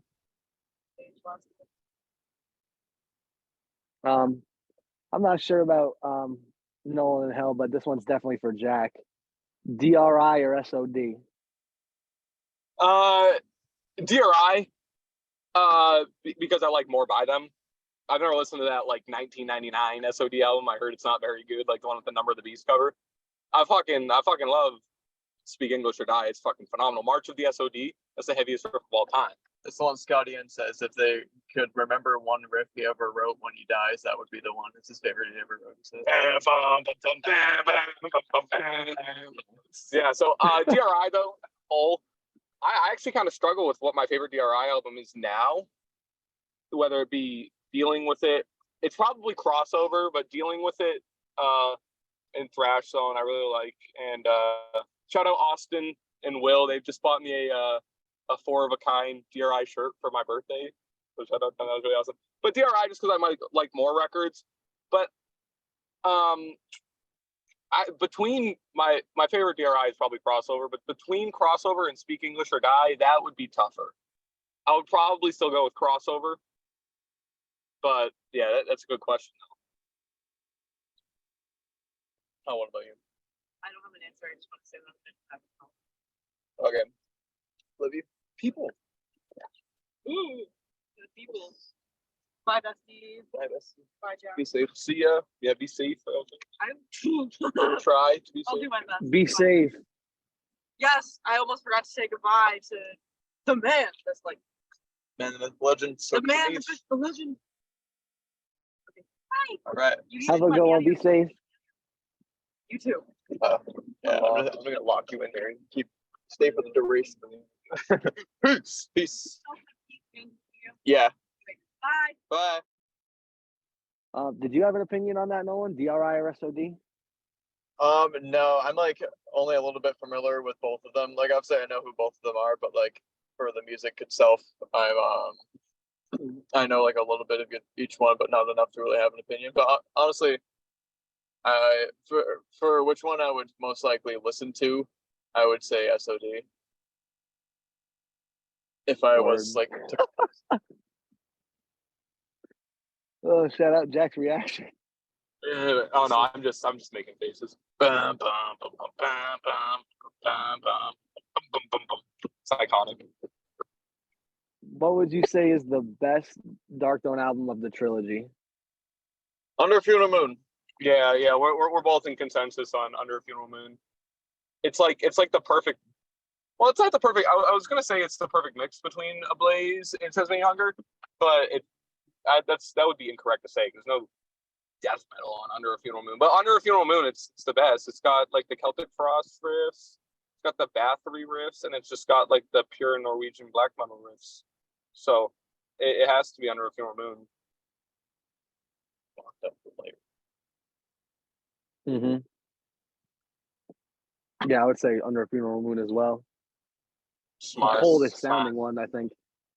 Yeah, Steven, I remember back like right after Temples of Ruin came out, I think it was like 2021, we did a Zoom interview, just the two of us. And yeah, I don't think it was ever really thing. Yeah. And you asked me what my favorite Darkthrone album was out of the trilogy, and I think I'm pretty sure I said Transylvanian Hunger at the time. Nowadays it's Under. Yeah. We all had that Transylvanian Hunger era. That's the best album. But yeah, no, definitely my opinion changed too. It's definitely Under a Funeral Moon. Transylvanian Hunger. I said this in the Mork Burden interview, but Transylvanian Hunger is a really great album. It's just like not as cool as Under a Funeral Moon is. You know, it doesn't have as many skanks and it doesn't really even have the Celtic Frost riffs. But it's a really great record. Like Craven Tonkenheim's Sailor. There's some like really incredible riffs, and my favorite, Scald Aus Satan's Soul. Bum, bum, Yeah. bum, bum, bum. Yeah, It's so good. Transylvanian Hunger was the most important one for me, like getting into black metal. And just like when I was like 14, 15, that was one of my all-time favorite albums. I would listen to it all the time. So it was very significant to me. But for nowadays, which ones like I listen to the most, I would say Under Funeral Moon. So I'd have to say that's my favorite. Word. Necralant, self-titled or Temples of Ruin? Temples of Ruin for me. Temples of Ruin. Wow, really? Yeah. I think I would go really? with the self-titled. Really? Yeah, you know, like I really like Temples of Ruin. I really, really, really like Temples of Ruin, but I just feel like I like the first one better. It's the one that got me into the band, obviously. Like I remember the day it dropped and shit. Yeah. Or maybe did you release? No, I'm lying. You didn't release any single. You didn't release a single for that album. No, not for the first one. Nothing was thought out. Yeah, I remember the first song I ever heard was "To Dust," and that song blew me away. And then, oh my god, I remember I had this picture. I have this picture on my phone. I'll send it to you. I'll send it to you after this. It was my ranking from like 2021. It was so long ago, the Necralant songs. I don't know what sort of drugs I was on, but Descending to Power was at like number 13. And that is just absolute blasphemy. Yeah. I've told Nolan this plenty of times, but I guess I should go on the record with my opinion. So I like Temples of Ruin as a whole, like definitely for sure better. But like when I would go to Necralant shows, like my two favorites I wanted to hear were Descending Host, obviously. But as a whole, Temples of Ruin I prefer. Yeah, definitely. I think self-titled is my personal favorite, but the songwriting on Temples is definitely outstanding. Yeah. Thank you. Of course. What would you say is the best? Thrash metal, black metal, or death metal? Oh, black metal for me by far. Fuck. Can I use a different answer? Yeah, right. I do. Traditional heavy metal. Damn straight. But no, out of those three, thrash metal, number one. But honestly, it would come a lot closer if black metal included 80s black metal. I've gone on my tirades about like, don't call it first wave black metal if it's not black metal, you dummies. That's why I say it's 80s black metal. You know, like Venom, Destruction, Creator, Sodom. Shit's black metal. It's 80s black metal. Even Slayer, Show No Mercy. I'm not one of those people that goes as far as saying Merciful Fate is black metal. But no. It comes a lot closer. It's definitely thrash, but it comes a lot closer if I throw in all those 80s black metal favorites. But definitely thrash metal. I was saying black metal is like my oxygen, my lifeline. But thrash metal, death metal, like obviously, like I like them, and I liked them before I liked black metal. But it's I put it on way less often, and I get way less into it than I do with black metal. Yeah. I asked that because I was like 99.9% sure all three of you were going to have a different answer, and Hels would have been that they preferred death metal. Am I Yeah, correct? I would have said death metal. I think I would have Right. either said metal but some of their favorite bands are black metal bands, though. Yeah. So I don't know.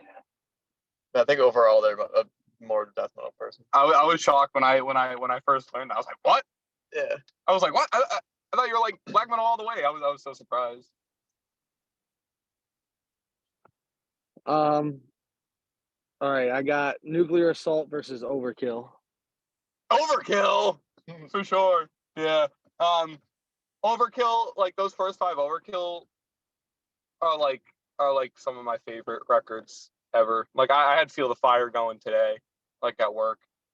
First 5 Overkill, like especially Feel the Fire, Taking Over, and Under the Influence. Those are like 3 of my all-time favorites. And Years of Decay, I gotta like, it's kind of like one of those mood ones, you know. It's long, it's got the big production and all that. But Horoscope, it's fucking phenomenal too. Nuclear Assault, Game Over, fucking Survive, Handle with Care, love them all. But there's not many thrash metal bands you're gonna name that top Overkill. Like Overkill is like those first 5. Those are one of my favorite records of all time for sure. Yeah, I definitely I'm with you on the same boat as like a what was it? What was it? Years of Decay. Everyone I feel like that everyone praises that album as their best one, but it's just like it's definitely, to me, it's not their best one. I gotta be in the mood to listen to it. It might be their best on like paper or like whatever. Like it probably is their best on paper. But yeah, I mean, like, dude, like Time to Die, or no, what the fuck is it? Time to Kill and Nothing to Die For. Oh my god, those tracks. And like Skull Crusher, fuck. That's a great track. But yeah, I love that. Was like that was the first Overkill. That was like one of the really early thrash records I heard that wasn't by Slayer, Metallica, or Megadeth. And I really fell in love with it. But nowadays, dude, like Taking Over, it's got that like those badass like Manowar kind of parts and shit. Oh my god, so fucking good. One of my favorite bands ever, for sure. Nolan? I don't have a strong enough opinion on that, honestly. Like I am familiar with both bands, and like I know like enough about both of them, or like enough songs to be familiar with them, but I don't really get too into either of them enough to have an opinion. Word. So I'd say there have been Nuclear Assault songs that got me moving and feeling a bit more than Overkill songs. Like when we were at Possessed. Yeah, they were playing Critical Mass at Possessed. Critical Mass. And Nolan's like, oh, I remember this one. Yeah. Yeah, that's a fucking. If you, there's something wrong with you if you don't move to that song. Damn straight. Damn straight. Next one I got. It's not like a preference question. It's a question. Who do you think is a bigger prick or douchebag, Gene Simmons or Paul Stanley? Oh, Gene Simmons Yeah, by far. yeah. No one's met Gene Simmons. I have met Gene Simmons, but Paul Stanley. You're on stage I- with Gene Simmons. Yeah.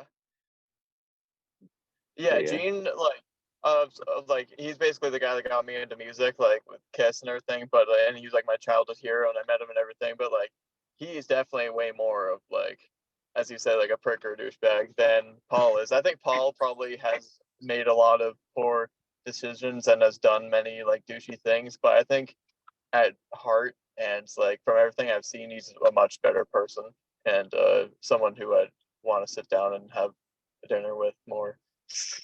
Steven, do you Yeah, like more- Kiss?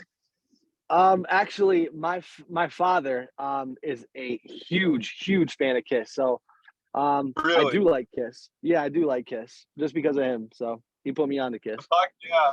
I was like late to the Kiss train. I got into Kiss like when I was like 17 or whatever. Mm. But I absolutely adore like the good Kiss records. That's Right, music, but, yeah, the like, good ones, the less poppy ones, the disco shit. Yeah, I- 70s, 1978 and before. And- 1978 down. And Creatures of the Night Yeah. and Lick It Up. But yeah, besides that, there's not really much Kiss I listen to. But the 70s ones, fuck. Yeah. The debut. Oh my god. One of the best ever. Black Diamond.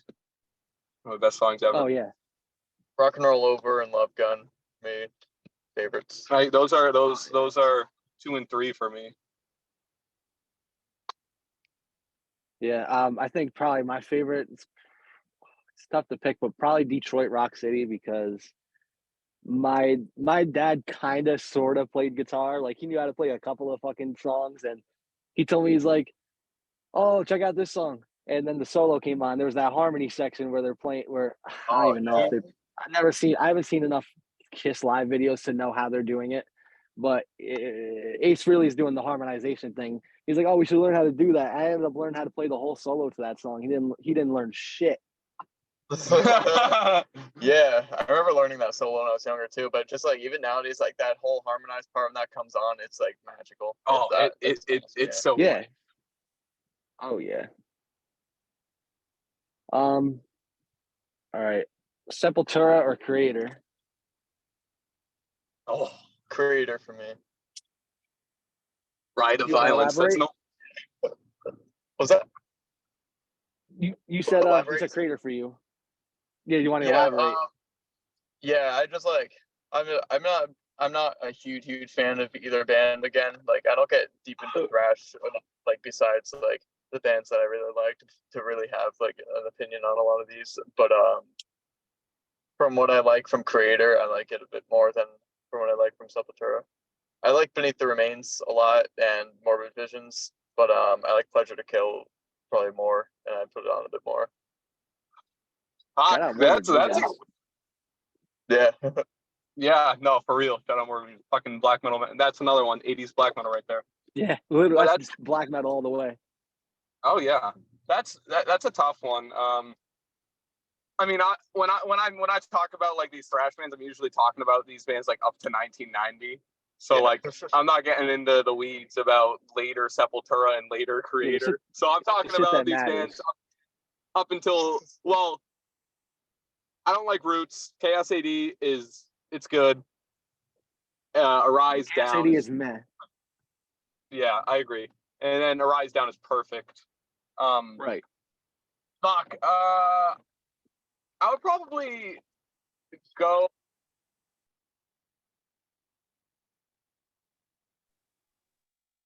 Favorite of the bunch out of both bands. And then my next favorite would probably be Endless Pain. So definitely Creator, but I mean, dude, Schizophrenia, fucking Beneath the Remains, Arise, Morbid Visions, Bestial Devastation EP. Fucking great. And I like Terrible Certainty. I always say that album's overrated. And then everyone goes, "What do you mean? No one likes that album." Dude, I come across people that dig that album all the time. Like Logan from BP, he loves Terrible Serenity. I think it's a really good record, like Toxic Trace and As the World Burns. Oh my God, But that's I don't. insane. It's the 5th best Creator record. But like Coma of Souls, I completely dig that record. I got into that one really early, and it's like a really good thrash metal record to get into when you're a kid. And Extreme Aggression, same thing, got into it real early. Still love them both. But I mean, Pleasure to Kill and Endless Pain, fuck, two of the best of all time. As with Schizophrenia and Morbid Visions. Oh yeah. I definitely got into Creator first. I can't remember when it was, but it was definitely like very early, much earlier than Sepultura. But I think I listened to the Coma of Souls album before anything. It was because it was back before, like, now religiously when I listen to music, I do it like Jack. It's got to be cover to cover on the album. That's the way I've been doing it for years. But back in like 2014, 2015, it was like I was just listening to songs, and like the first Creator album I listened to front to back is Coma of Souls, and I kind of like worked my way backwards. And I listened to Extreme Aggressions and then Terrible Certainty, and Pleasure to Kill actually took me a long time to get into because I wasn't. Shout out now, but I wasn't a big fan of Ventor's vocals, and that's on Endless Pain too.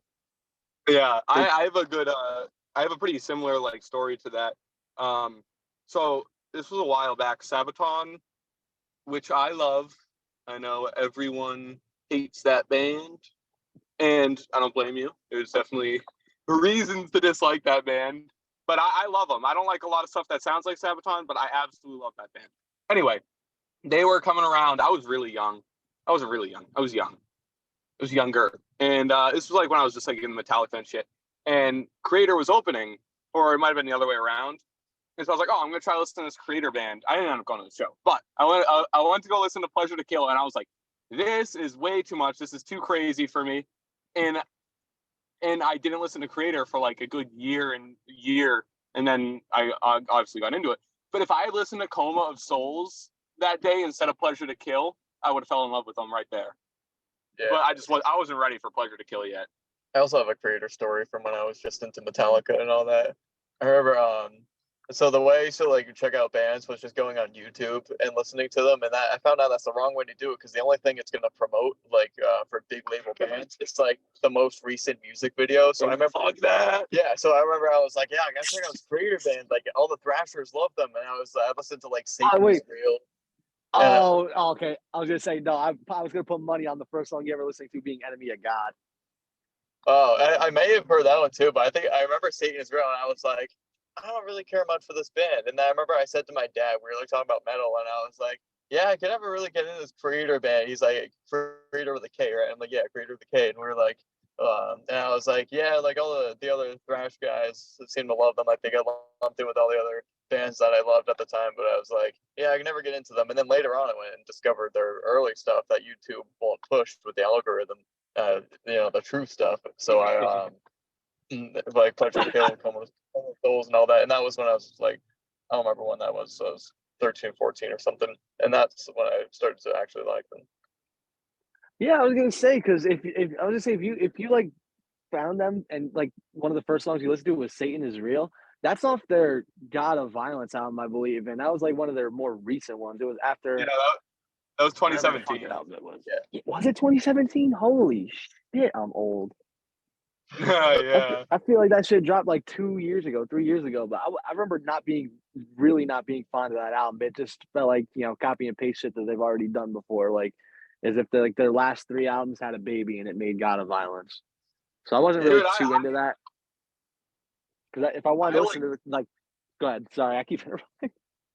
No, you're good. I love the Creator talk. I dug that album so hard when I was like 14 or whatever. I went back recently. I was like, it's elevator metal. It's not bad, but it's like I'm gonna listen to something else. Exactly. But I really dug like those comeback Creator records for a while back then. No, definitely me too. That's why I think overall I would definitely pick Creator over Sepultura just because, they had that little fucking era of renewal, cause for conflict, like that era where they were doing like a different kind of style. Millet was doing a different vocal thing.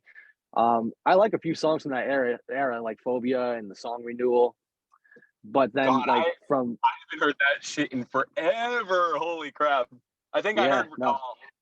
the last what Renewal is the one with the praying mantis on it. Yes, that's probably my favorite one out of those out of that era. Yeah, that one I remember being okay. But God, I haven't heard Endorama in fucking ages. Oh.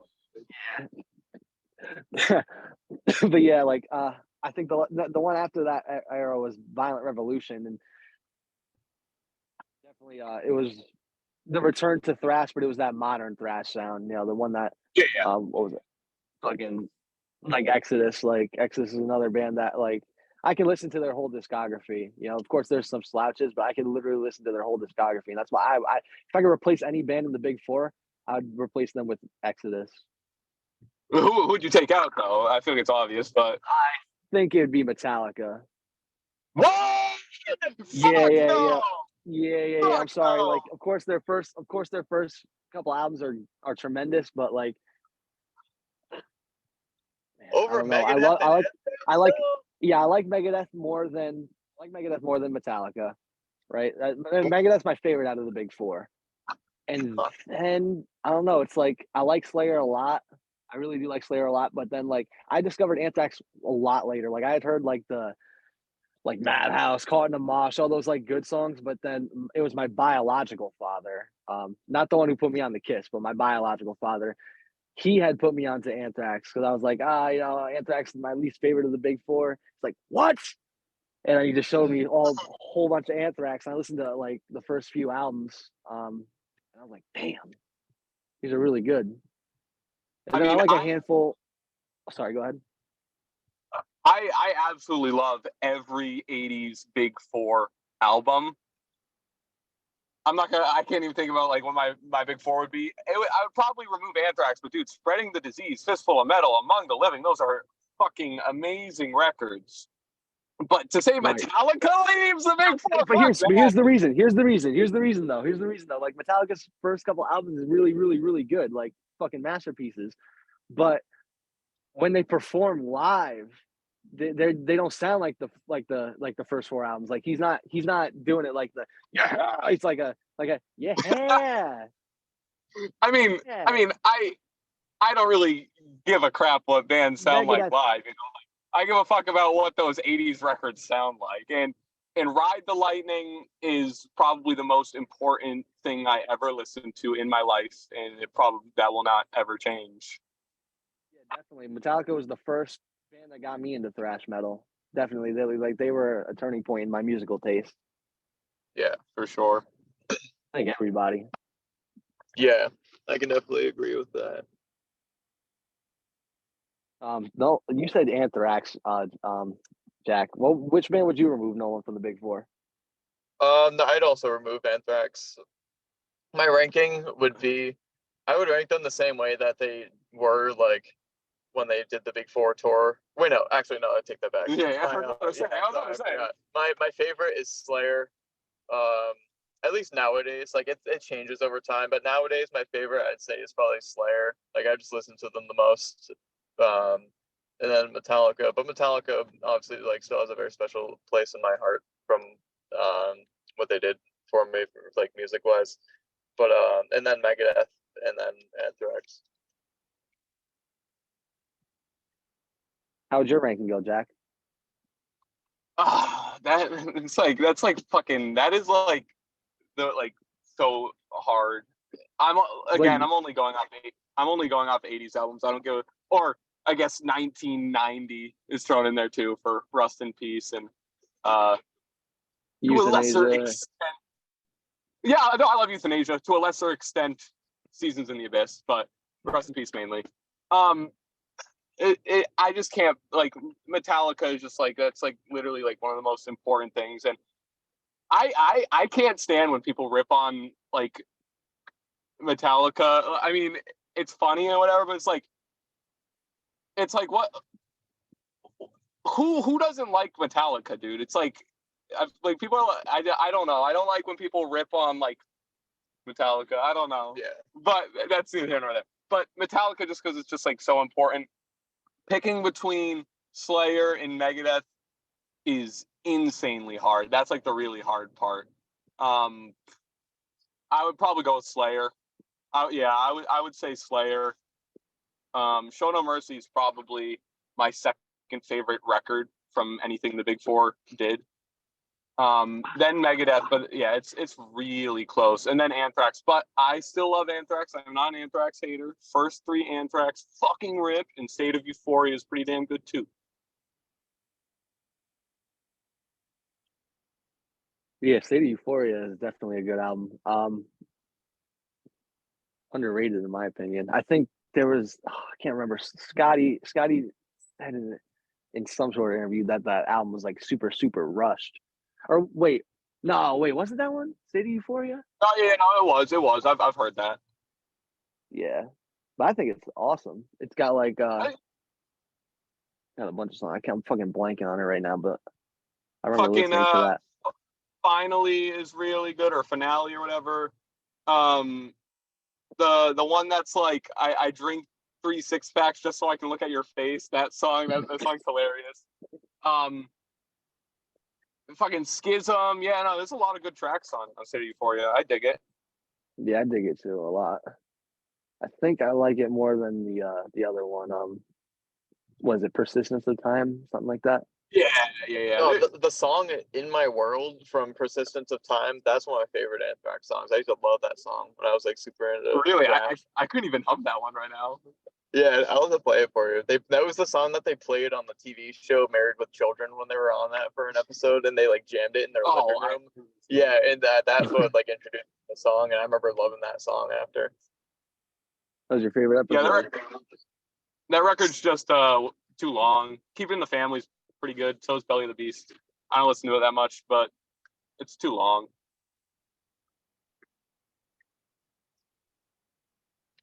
All right. Next one. We strayed really far away from the last question. We just like dove into everything else. Exodus or Testament? I'm going Exodus just because Bonded by Blood.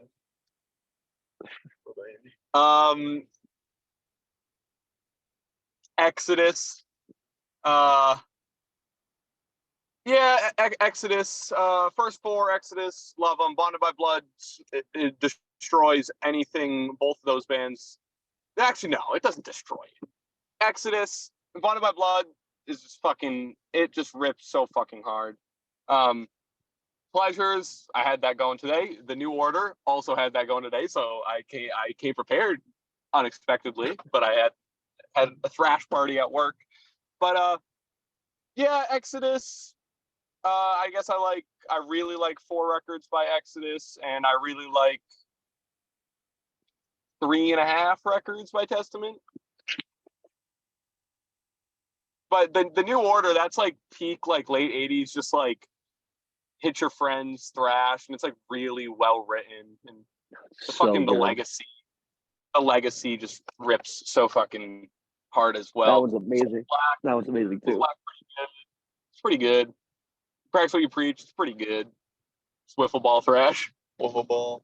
But yeah, Exodus, Bonded by Blood, fucking just destroys. It's just you need to listen to Bonded by Blood before you die if you say you're into metal. Oh yeah, if you don't listen to Bonded by Blood. If Paul rest in peace Paul Bailoff, but if Paul Bailoff was still here and you told him that you're a metalhead, but you didn't listen to Bonded by Blood, he would rip the shirt off your back and use it as a bracelet. Yeah. I'm gonna embarrass Nolan here for quite a bit. Nolan said, "Rob Dukes is the best singer of Exodus." Okay, that's a hot take. All right, before I get crucified here, I'll explain. I just like I always liked Rob's viciousness and his aggressiveness with the vocals and all that, but like listening to Bonded by Blood again, like recently, like I say vocal wise, like I wouldn't say Paul Bailoff was a better vocalist, but like for his energy and the way he delivered the words is much more interesting to listen to than Rob Dukes. Versus like Definitely. Paul was more interesting. So, and I would definitely take like the original Bonded by Blood over the re-recorded one. Oh, At least now, yeah. So like, I'll revise my answer and say that Paul Bailoff was better than. Yeah, I just had to throw out that funny anecdote because every time I think of that, I just start dying laughing. It's like the funniest story ever. Yeah. Yeah, I like the Rob Dukes era a lot. Like those 3 albums that he did were fucking amazing music wise, but a lot of the lyrics were really fucking corny and cringy. Like I refuse to listen to the song "Burn Hollywood Burn" just because the lyrics and vocals are so fucking cringy. That song is so cringe. I remember liking the music, but I don't even remember how the music goes anymore because I refuse to listen to that song. Yeah, the Dukes records, again, another like creator, used to dig them. Don't really care for them now. Way too long. But no, I used to dig them. What was it, like 44 Magnum Opus? I think that was. Oh yeah, the Dukes. That was on. Yeah, that was on Yeah, that was- Shovelheaded. Yeah. I remember liking like Death Amphetamine. Yeah, but I just like I don't put these records on. I listen to them. Yeah. It's just like I don't throw them on. Just kind of other stuff to listen to, but they're not bad. Yeah, there was like the Exhibit A and Exhibit B Rob Dukes albums. There were like certain songs from that I really liked when I was really into Exodus. Oh yeah, definitely. Like I feel, even the songs, some of the songs from Shovelheaded, like those 3 Rob Dukes albums, I think, in my personal opinion, are like peak textbook example of modern thrash done perfect. Yeah, in my opinion. Of course, it's really more Exhibit B that strays onto the longer side. I don't think Exhibit A is as long, and neither Shovelhead, but Exhibit B, like the songs became like very fucking long. Yeah, that was the one that was like 70 plus minutes, and I was like, okay, yeah, there's no need. Like that's how I felt like when I listened to like the newest Megadeth record. Like I was enjoying it. And I was like, oh my god, dude, like when checking my fucking watch, dude. When does this thing end? But that song "Cell of Butante," that song fucking ripped. In the first single, that was pretty cool too. Yeah, but definitely I like the Dukes era a lot. All right, this one's for Nolan, really. Watain or End World Hunger? Oh god, you mean like actually end world hunger? Is that what you mean? Yeah, like Watain or End World Hunger, just in general. You're a cruel person. I am very cruel. Cruel question. Oh god, it's a funny question because I think Watain's agenda would be quite the opposite of ending world hunger. So it'd be kind of the oxymoron. Yeah, I mean, if Watain didn't exist, I would just listen to some other black metal bands and still be probably just as happy. So like, I guess I'm not gonna make humans suffer so that I can listen to fucking Watain. Good answer. Yeah. So even though they're I'd say like my favorite band, but realistically like the just like meathead metalhead part of me will say I'd rather end world hunger than keep a band in existence. W answer. Especially a band that wasn't like an originator of the genre, where like the genre would pretty much be in the same place it is today if Watain never existed. So like, that's a good point. That's a really good point. Yeah, it's very fair. Yeah, they still fucking rip though. Yeah, shout out. Of course, they're the best modern black metal album, the most important. I mean, band. Probably most important modern black metal band, and they're not even really that modern. They started in 1998, so like modern, quote unquote. Yeah. Anything past 90 is modern. Yeah.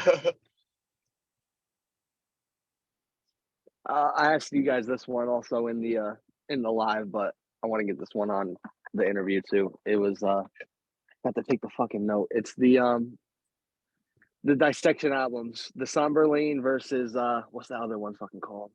I'm blanking on it right now. Storm of the Light's Bane. Yep. I'm definitely going Storm of the Light's Bane.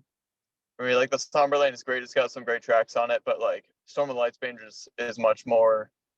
Like it captures me way more, and it's just like a much better album overall. There's not as much filler on it, and it's one of my favorites of all time. What about you? Yeah, I pretty much. I really, really love. It's not one of my favorites of all time, But besides that, I pretty much agree with what Nolan said. Like Storm of the Lights Bane is fucking phenomenal. Unhallowed, we're dead angels, and shit. Probably more than I'm forgetting the Nolan good name, but no, it's a really really cool record, and it's like really unique for the time too. It's like not a lot of bands sounded like that at the time. Really creative record, but yeah, it's a fucking phenomenal record, and the Somber Lane's pretty damn good too. I actually, after you asked that, I was like, I gotta listen to Somber Lane again because it's been a while, and I listened to it after I dropped you off one of these nights. I enjoyed it. Yeah, it's pretty damn. It was real good. It's real good stuff. But now I'm taking Storm of the Lights Bane. Yeah, Summer Light's Bane is like one of those all killer, no filler albums too. The only thing that could be kind of considered a filler, I'd say, was the first song. It's like the intro of the album. That's like the same riff over and over again for way too long. But even that, like, it's a good riff. Like, it's not bad. And then like every actual song on the album's killer. Even the outro on the piano is a beautiful outro. Yeah, I'd definitely go with that album as well. Summerline's good, but Storm of the Lights Bane was the first Dissection album I listened to, and that was like, still in that era, front to back. Listen to the entire album, like you said, all killer, no filler. Every single song is amazing. Yeah, Definitely would go with that. Emperor, not Emperor. Yeah, Emperor. Fuck. I got Cosmic Keys or whatever that is. That the album? In the Nightside Eclipse. In the Nightside Eclipse. Yeah, I fucking forgot to take the note. Nightside Eclipse or Elkin or the Elk. Fuck, I have the CD in my car. And literally. Welcome at Dusk. Well, yeah, Welcome's at Dusk. Yep, sorry. These fucking, I don't know why these. I don't know why they're blanking, and I forgot to take the notes on these ones. Oh, Yeah. good. We got it. We got it. I think we're both in the same boat there with going in the Nightside Eclipse. Yeah, definitely in the Nightside Eclipse. But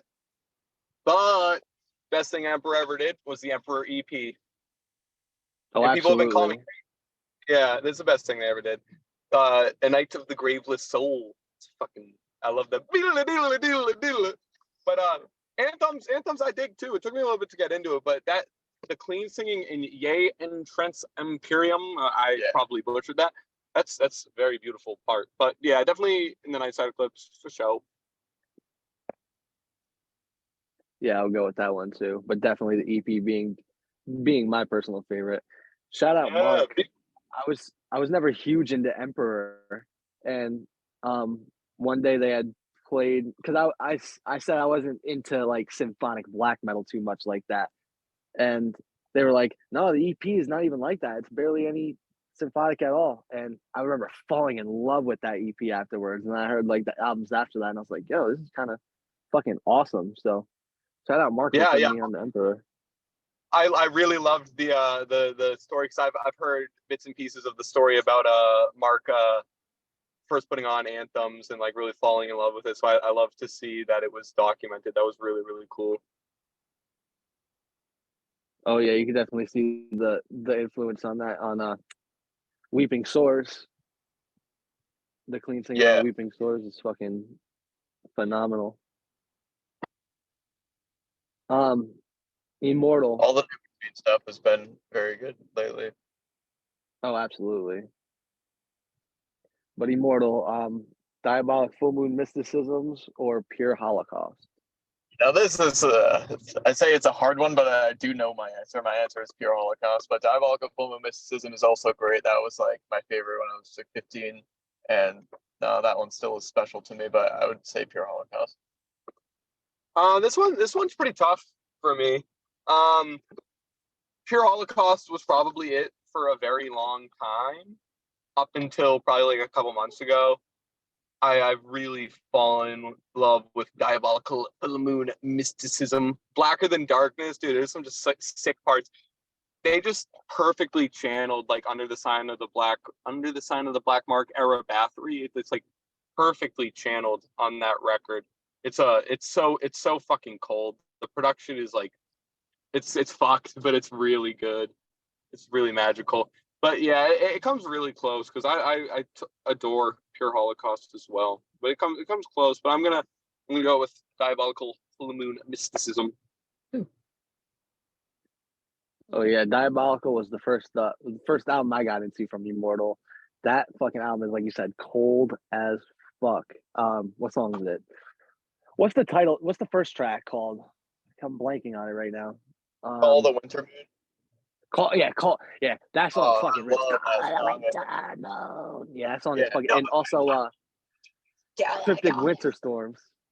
Oh yeah, that was my favorite back in With the day. the acoustic That's- guitars, so beautiful. Yes, Yeah. that's my favorite song on the album. Like the acoustic parts, and then also that like outro at the end. Like they do like this different kind of riff on the outro with the acoustic guitar. It's fucking so Yeah. sick. The perfect vision of the rising North Yeah. Wind. Good one. Yeah. My first Immortal album was actually the one that is really easy to get into, At the Heart of Winter, which I like dug so hard for like a really long time, and then it's pretty good. It just doesn't have like replayability. It doesn't have the magic of the first two, but it's like really accessible and like really good starter black metal album. Yeah, actually, that's like that album. That's the one. That's like the purplish one, right? Yeah, it's got like the mountain on it. Yeah, the mountain one. Yeah. That one definitely is not my favorite. I didn't have it on repeat like that as the other ones. It didn't really capture the way the first those two I said before. Because there's also, I can't remember if the other one came. It's like the white album cover with all of them on it, the three of them. Battles in the North. The Battles from the North. Did that one come after? Is that the third or the fourth album? It's a third. The third, right? Yeah. I like that one and then- better than.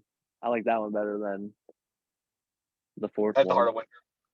Yeah, at the Heart And of then Winter. the Yeah. fourth one was Blizzard Beasts, and that's the one that sounds like Morbid Angel, and it's got a fucked production. It's kind of cool though. What is your favorite Mayhem album that's not Deathcrush or De Mysteries? Damon, the newest one. I think my answer is gonna change Nolan's answer. Live in Leipzig. What? No, it doesn't change it honestly. I'm not huge on any of the live Mayhem recordings from back in the day.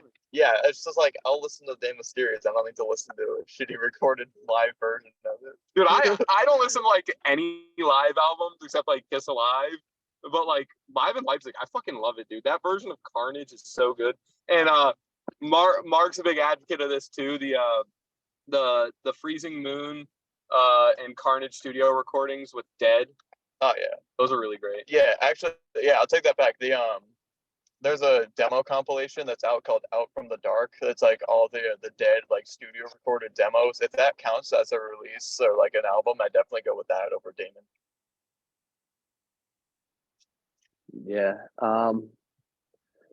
Okay, so I'm trying to think because there was definitely, I think it was Pagan Fears actually. There was a demo of Pagan Fears with Dead on vocals, and it's like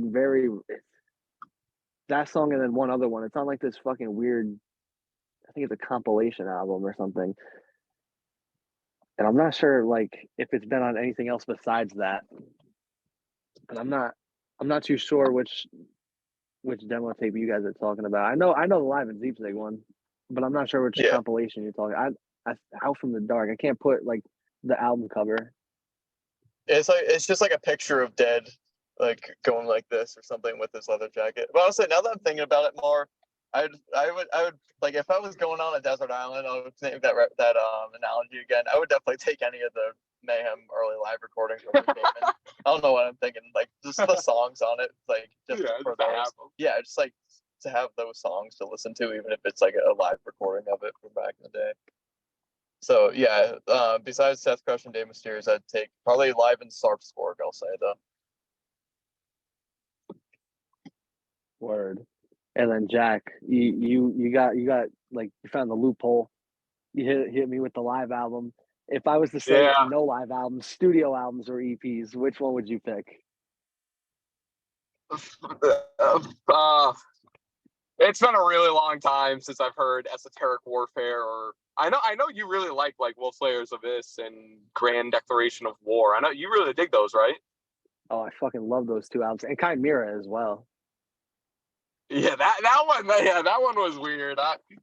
It's been a long time since I've heard them, but I just remember Damon just being like rehashing the Demisterius sound, and it wasn't weird, so I'm taking that one. Yeah. But I think I dug Wolf Slayer's Abyss for a little bit, but it's been a really long fucking time since I heard those.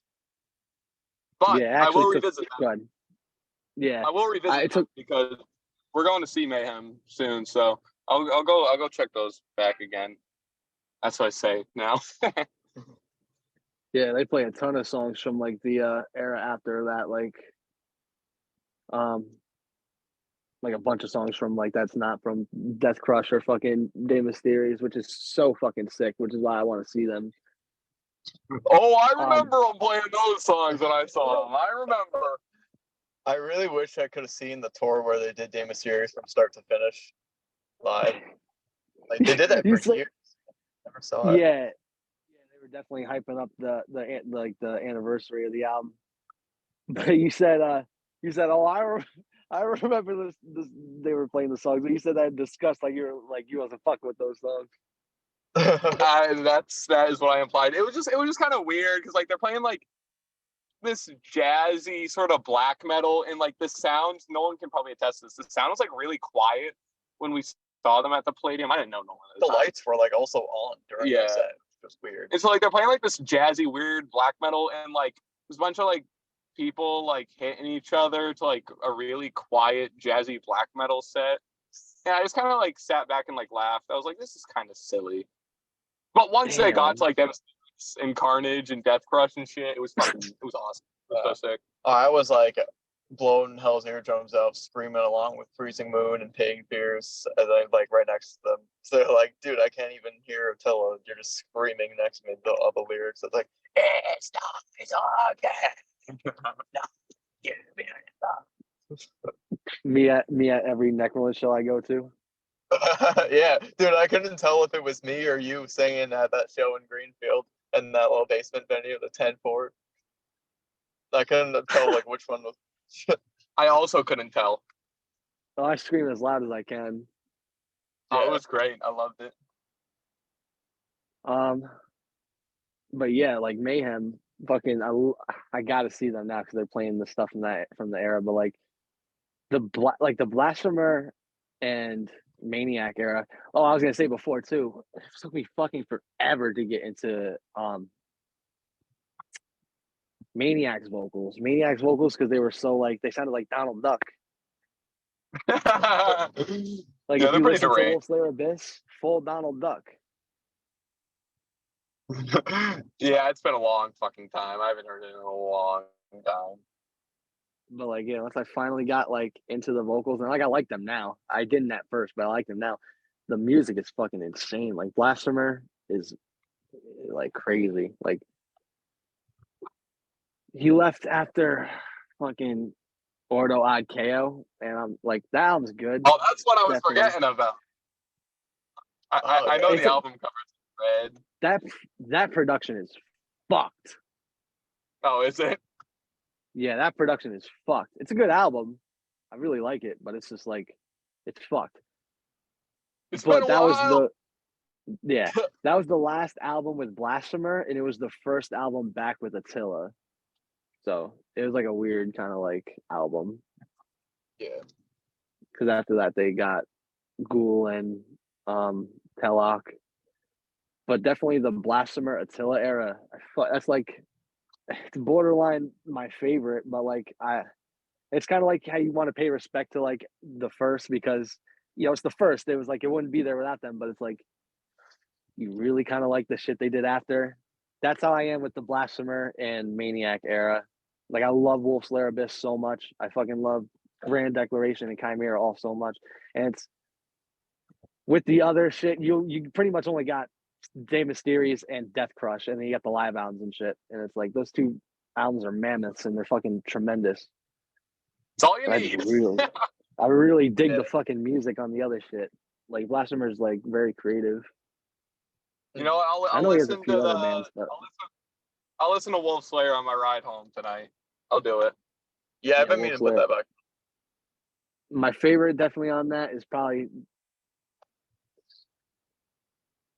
can't remember the name of it off the top of my head. It was originally called Serpent of Eve, can't fucking remember what it's called. And then also Symbols of Blood Swords. They play that song live, and that song fucking rips. I remember that song title. That rings a bell. Yeah, that song is fucking amazing. But yeah, Steven, I would you take Deathcrush or Day Mysterious? definitely Day Mysterious. Deathcrush is awesome, but Day Mysterious is definitely because Maniac also does vocals on Deathcrush, and Maniac's vocals on Deathcrush are fucking worlds different than they are on anything else that he did for Mayhem. Yeah. So I like it, but it's also I don't know. I definitely like Day Mysterious more. Day Mysterious is the one that got me into it. Deathcrush is cool, but Day Mysterious I would pick. What about you? What about you guys? Day Mysterious is like one of my favorites of all time. Probably like it's definitely within my top 5 Black Metal albums, and it was like my all-time favorite album for years after I got into it. And like I like Deathcrush, but I've never like adored it ever, like at all. I mean, I meant to say like I've never adored it as much as Day Mysterious, but I've honestly just like never adored it in general. So it's got like cool riffs and stuff, but yeah, I adore Day Mysterious. I always have. And then I take I'm new, I'm a convert, but I'm a Deathcrush person now. Day Mysterious, love it. Sometimes it rubs me the wrong way, but like very rarely. It's just like certain like I always say this. If Day Mysterious was recorded with the raw production, I should probably stop hitting that.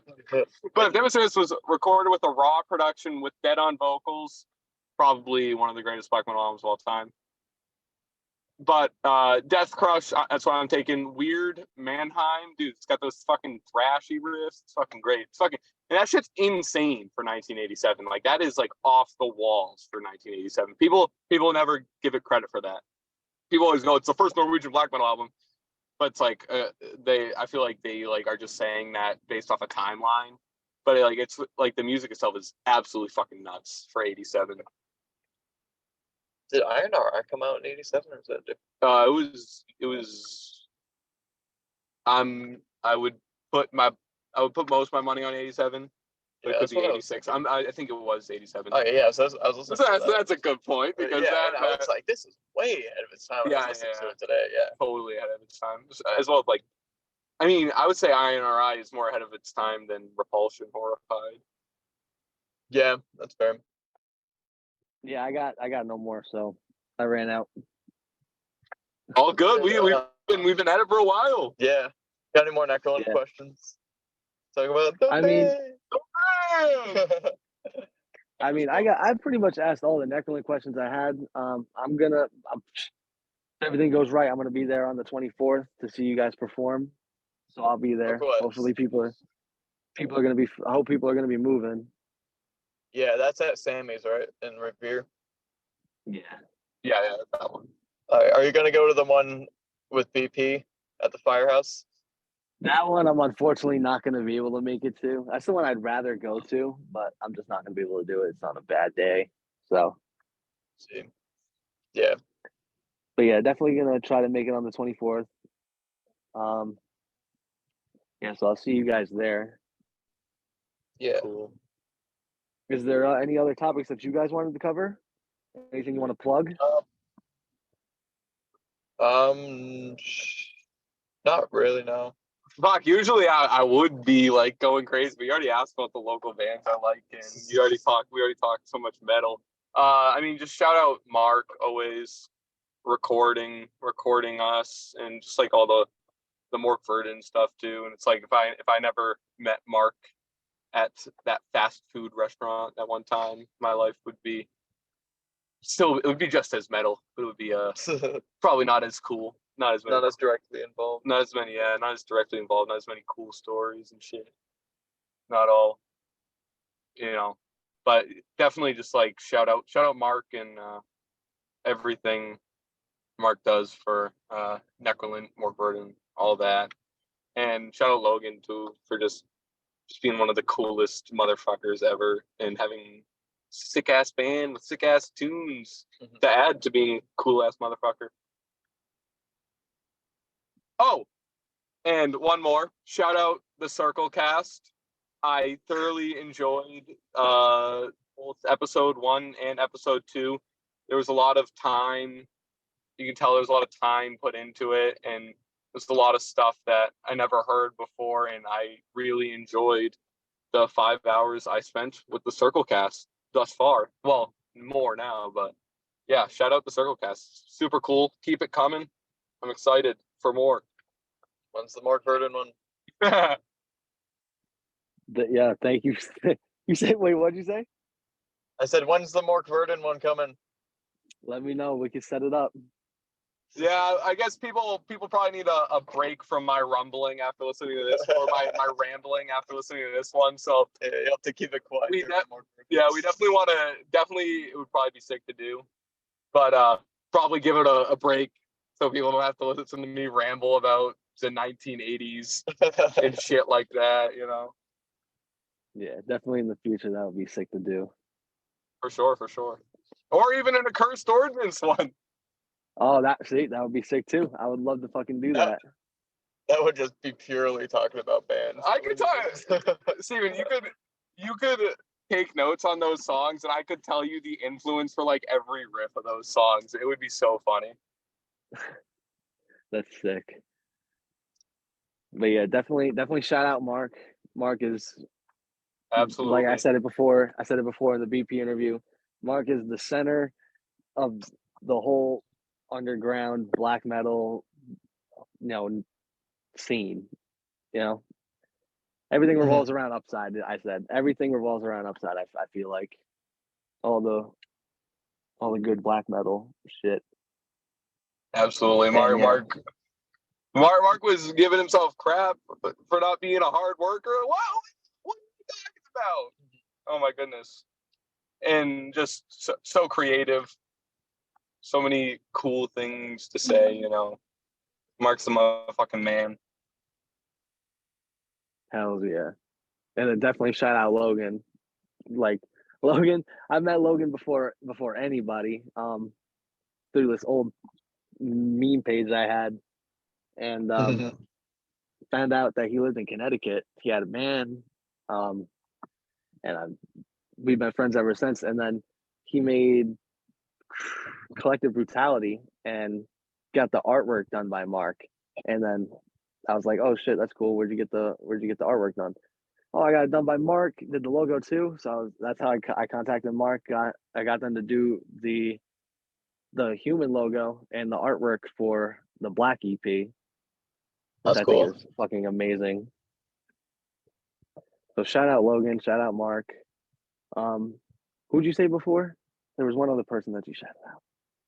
No, who was it? Not Mork Verdant. But shout out Mork Verdant anyways.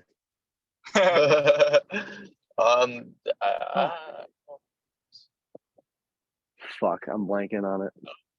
Yeah, I wouldn't have thought that there was another person. I don't remember there being anyone else. Well, you probably know better than me. I smoke so much weed. But yeah, I mean, yeah, shout out to Hels. They're not here right now, but it's the first part of this interview, and Necralant, our third member. hell yeah, shout out Hell. But yeah, I mean, if that's all, I think thank that's a you wrap. for. Yeah, I think so. Thank you for all the time that we spent. 2.5 hours. Yeah, this was a good time. It was. I had a ball talking about heavy metal and also talking about Necralant.